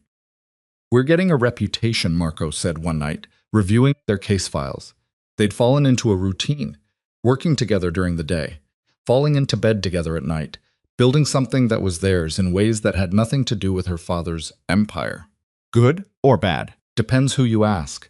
The people we're helping think we're saints. The people we're taking them from think we're a threat. He looked up from the files. We're going to make enemies doing this. I know. And you're okay with that? Alessia thought about the girl she'd been 6 months ago. Desperate, reckless, willing to burn everything down just to feel like she mattered. That girl was gone. In her place was someone who learned that mattering wasn't about being seen. It was about doing things worth seeing. I'm okay with it, she said. Are you? Marco stood, crossing to where she sat at her desk. I spent 7 years protecting you from the world. Now I get to watch you change it. Yeah, I'm more than okay with it. He kissed her, and she tasted possibility and purpose, and all the things she'd been searching for when she'd called Julian Russo that night a lifetime ago. The break with her father came gradually, then all at once. For months, they'd maintained an uneasy balance. Alessia living at the estate, running her foundation, while Luca continued running his empire. They barely spoke, but there was a tacit understanding that they were both trying to be different than they'd been. Then Luca made a deal that crossed a line Alessia couldn't ignore. He did what? She asked Elena, certain she'd misheard. Traded a family, father, mother, 2 kids, used them as collateral in a negotiation with the Vulov organization. Elena's expression was carefully neutral. The deal went through yesterday. Alessia felt cold. Where's the family now? Being held at a warehouse on the waterfront. Your father assures everyone they'll be released once. Vulov fulfills his end of the arrangement. And if he doesn't, then they become permanent leverage. Alessia stood, her hands shaking with rage she couldn't contain. Get Marco. Tell him to prep the team. We're getting them out. Alessia, These are Vulov's people now. Going after them means going after one of your father's business partners. I don't care. Get the team ready. The extraction was messy. Volkov's security was better than they'd anticipated. And what should have been a quiet operation turned into a firefight that left two of Vulov's men injured, and Marco with a bullet graze across his shoulder. But they got the family out, all four of them, terrified but alive, loaded into a van and driven to safety while sirens wailed in the distance. They made it back to the estate at dawn, adrenaline still coursing through Alessia's veins. Luca was waiting in the foyer, flanked by security, his expression carved from stone. My office now. Alessia followed him, Marco at her side, despite the blood seeping through his shirt. They'd barely crossed the threshold before Luca started. You just destroyed a deal worth $30 million. Embarrassed me in front of a partner I've worked with for 15 years and started a war I didn't authorize. Her father's voice was quiet, which somehow made it worse. What the hell were you thinking? I was thinking you traded innocent people like they were currency. I was thinking you crossed a line. I cross lines every day. That's what I do. That's what this world requires. Not anymore. Not if I have anything to say about it. Alessia stepped forward and she saw her father register the change in her, the way she held herself, the certainty in her voice. I'm done pretending your way is the only way. Done accepting that violence and exploitation are just the cost of survival. So, what's your alternative? Save everyone? Dismantle every organization that uses people as leverage? You'll be fighting for the rest of your life. Then I'll fight for the rest of my life. Luca stared at her like she was a puzzle he couldn't solve. You're going to get yourself killed. Maybe, but at least I'll die doing something that matters. And him? Her father's eyes cut to Marco. You're willing to drag him down with you? I'm not being dragged, Marco said quietly. I'm choosing this, same as her. The silence that followed was absolute. Alessia watched her father process what was happening. The daughter he tried to control finally, completely slipping beyond his reach. You can't stay here, Luca said finally. Not if you're going to keep interfering with my operations. I know, we'll be gone by morning. The money I gave you is mine. You said so yourself. I'm using it exactly how I want to. Something flickered across her father's face. Pride or regret or some complicated mix of both. You're more like me than you want to admit. Maybe, but I'm trying to be better. Alessia moved toward the door, Marco following. For what it's worth, thank you for the foundation money, for the information, for teaching me how to fight, even if you didn't mean to. I'll use all of it to build something you'd probably hate. I don't hate it, Luca said quietly. I just don't understand it. You don't have to. You just have to let me go. They left before he could respond, climbing the stairs to Alessia's room one last time. She packed quickly, clothes, documents, the folder of cases her father had given her. Everything she needed to keep going fit in 2 bags, which felt both liberating and terrifying. You okay? Marco asked, watching her from the doorway. Ask me later after the adrenaline wears off and I realize I just burned my last bridge. You didn't burn it. You just chose a different path. Same thing in this world. Maybe. But in our world, the one we're building, it's different. Alessia looked around the room she'd lived in for 22 years, memorizing the details she'd both loved and hated. The window where she'd watched so many sunsets, the bed where she'd cried herself to sleep more times than she could count, the cage that had defined her entire existence. Then she picked up her bags and walked away from it. They moved into the cabin upstate, the same cabin where they'd spent one perfect night before the world caught up with them. Marco had it reinforced, added security, turned it into something that could protect them while they figured out what came next. The foundation operated from there, growing quietly but steadily. They helped more families, extracted more people, built a network of safe houses and contacts and resources that made the impossible possible. Vincent DeLuca showed up 3 months after they left the estate, driving a car that costs more than most people's houses and wearing a suit that probably costs more than the car. I'm not here to cause trouble, he said when Marco answered the door with a gun in hand. I'm here to help. Alessia emerged from the cabin, suspicious. Help?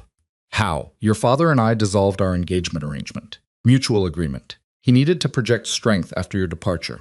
I needed to distance myself from the Russo situation. Vincent pulled out a briefcase, but I still have resources, shipping routes, transportation networks, connections in places you can't reach. I'd like to put them to use. Why? Because what you're doing matters, and because sitting on the sidelines while other people fight a fight is a luxury I'm tired of affording. Vincent's expression was earnest. I'm not asking to join your organization, just offering resources when you need them. No strings. Alessia looked at Marco, who shrugged. Your call. She thought about the families they could help with Vincent's connections, the people they could reach. No strings, she repeated. And if we find out you're using this for your own advantage, you'll make me regret it. I know. Vincent smiled. I'll take that risk. He became their first external partner, providing transportation and logistics that made their operation smoother. Then Elena joined officially, bringing intelligence from inside Luca's organization. Then others, people who'd been part of that world and wanted out, who saw what Alessia was building and wanted to be part of something different. A year after leaving the estate, Alessia stood in the cabin living room, surrounded by maps and files and evidence of lives they'd changed, and felt something she'd been searching for since she was old enough to understand she was trapped. Purpose. We got another request, Marco said, coming in from the porch where he'd been on a call. Family of 3 in Chicago. Fathers being blackmailed. Mother and daughter are being held to ensure compliance. Can we reach them? Vincent says he has a shipping route that runs through there next week. If we time it right, he spread a map on the table, pointing out locations. Alessia studied the layout, her mind already working through logistics and risks. This was her life now. Not perfect, not safe, but undeniably real. Let's do it, she said. They planned the operation together the way they planned everything now. As partners who'd learned to trust each other's instincts, who'd built something that worked because they both believed in it. Later, after the plans were made and the calls were finished, they stood on the porch watching the sun set over the forest that had become their home. Do you miss it? Marco asked. The estate, the luxury, the world you grew up in.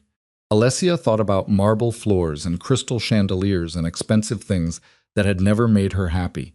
No, do you? I never belonged to that world the way you did. I was always just passing through. And now he pulled her close, his chin resting on top of her head. Now I'm exactly where I want to be. They stood like that until the light faded completely. 2 people who'd found each other in the worst circumstances and built something worth keeping. The foundation continued growing. They helped hundreds of people over the next 2 years, extracting families, providing protection, creating new identities, and new lives for people who'd been used as pawns in other people's games. It wasn't easy. They made enemies, lost people they couldn't save, faced situations where the right choice wasn't clear and the consequences were permanent. But they kept going. Elena called one morning with news that made Alessia's chest tight. Your father's retiring. What? Luca is stepping back from active operations, handing control to his lieutenants, moving into an advisory role. Elena paused. He asked me to tell you. Why didn't he call himself? Because he doesn't know what to say. Because you terrify him in ways his enemies never did. Because Elena's voice softened. Because he's proud of you and has no idea how to express it. Alessia ended the call and sat in silence, processing the information, her father stepping back, the empire he'd built his entire life, finally outgrowing his need for control. She drove to the estate that afternoon alone. Marco had offered to come, but this felt like something she needed to do herself. Luca was in the garden, a part of the property Alessia had rarely seen him visit. He looked older, she realized, tired in ways that had nothing to do with sleep.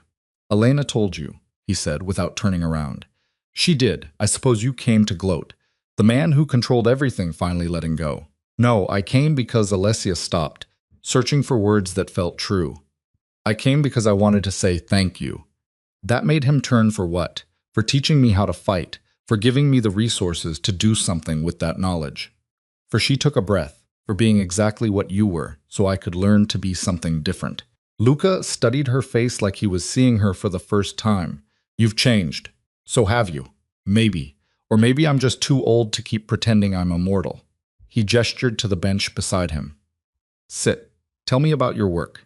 They talked for hours about the foundation, the people they'd helped, the network they'd built.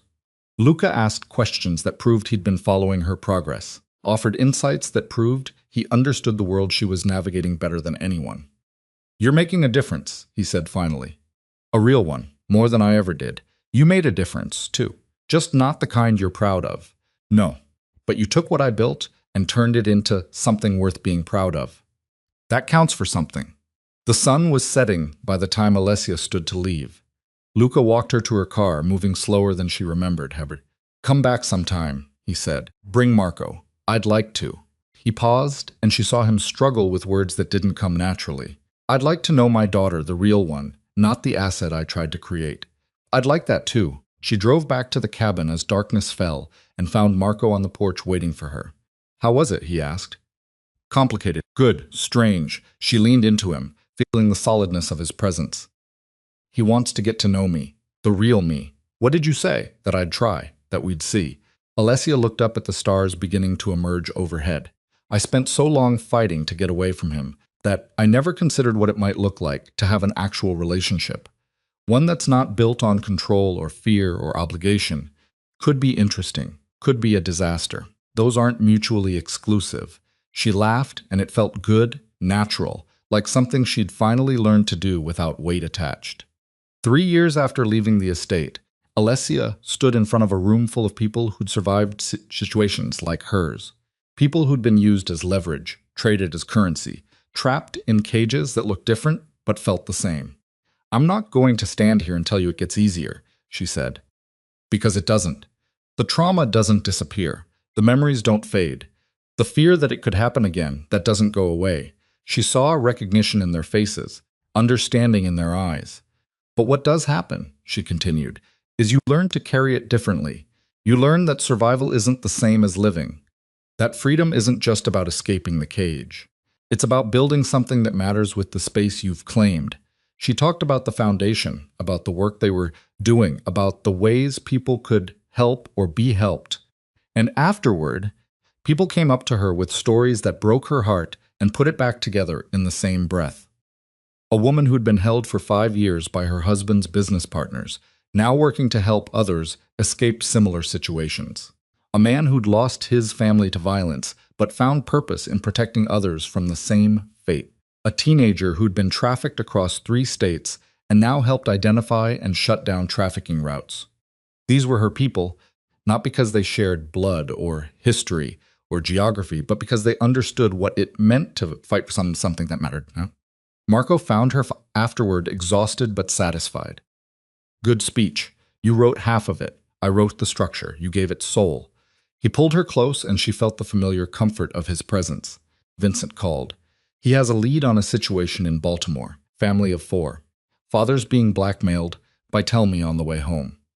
Right now, I just want to be here. They stayed until the room emptied, talking with people who needed to be heard, making connections that would ripple outward in ways they couldn't predict. This was the life Alessia had chosen, not the one she'd been given, not the one she'd fantasized about during all those years in the cage. This one, complicated and difficult and absolutely real. They drove home under stars that looked different than they had 3 years ago. Or maybe Alessia was just finally seeing them clearly. Do you ever regret it? She asked, giving up the security of working for my father. The stability every day, Marco said. And when she looked at him in surprise, he smiled. I regret that it took me so long to do it, that I wasted years being afraid of wanting you, that I let duty and propriety and fear keep me from the one thing that actually mattered. We got here eventually. Yeah, but I wish we'd gotten here faster. Wish I'd been brave enough to choose you sooner. Alessia threaded her fingers through his. We choose each other every day now. That's what matters. The cabin appeared through the trees, lights warm against the darkness. Home. Not because it was perfect or safe for everything she dreamed of, but because it was theirs. They'd built something real from the wreckage of their old lives. Built it with blood and mistakes and choices that scared them, but they'd built it together. And in the end, that was the only freedom that mattered. Not the absence of cages, but the presence of purpose. Not running from what hurt them, but transforming it into something that helped others. Alessia had spent 22 years as the girl in the golden cage, untouchable and invisible, and absolutely terrified that she'd never matter. Now she was just Alessia, flawed and fierce, and fighting for something bigger than herself. And every single day, she chose it again. The foundation kept growing, touching more lives, changing more futures. Her father visited sometimes, slowly, learning how to be something other than a patriarch. Vincent became a genuine friend. Elena remained their inside connection to a world they'd left behind, but couldn't ignore. And Marco. Marco was the constant, the partner who'd risked everything to choose her, who chose her again every morning when they woke up to new cases and impossible situations. 5 years after starting the foundation, Alessia stood in that same cabin living room and felt complete. Not because everything was perfect. It wasn't. Not because all the trauma had healed. It hadn't. Not because they'd saved everyone. They couldn't. But because she was finally, fully, undeniably herself. And that self was doing work that mattered. Loving someone who saw her. Building a legacy that had nothing to do with the empire she'd been born into. And everything to do with the choices she made every single day. That was freedom. That was worth fighting for. That was real. And it was more than enough.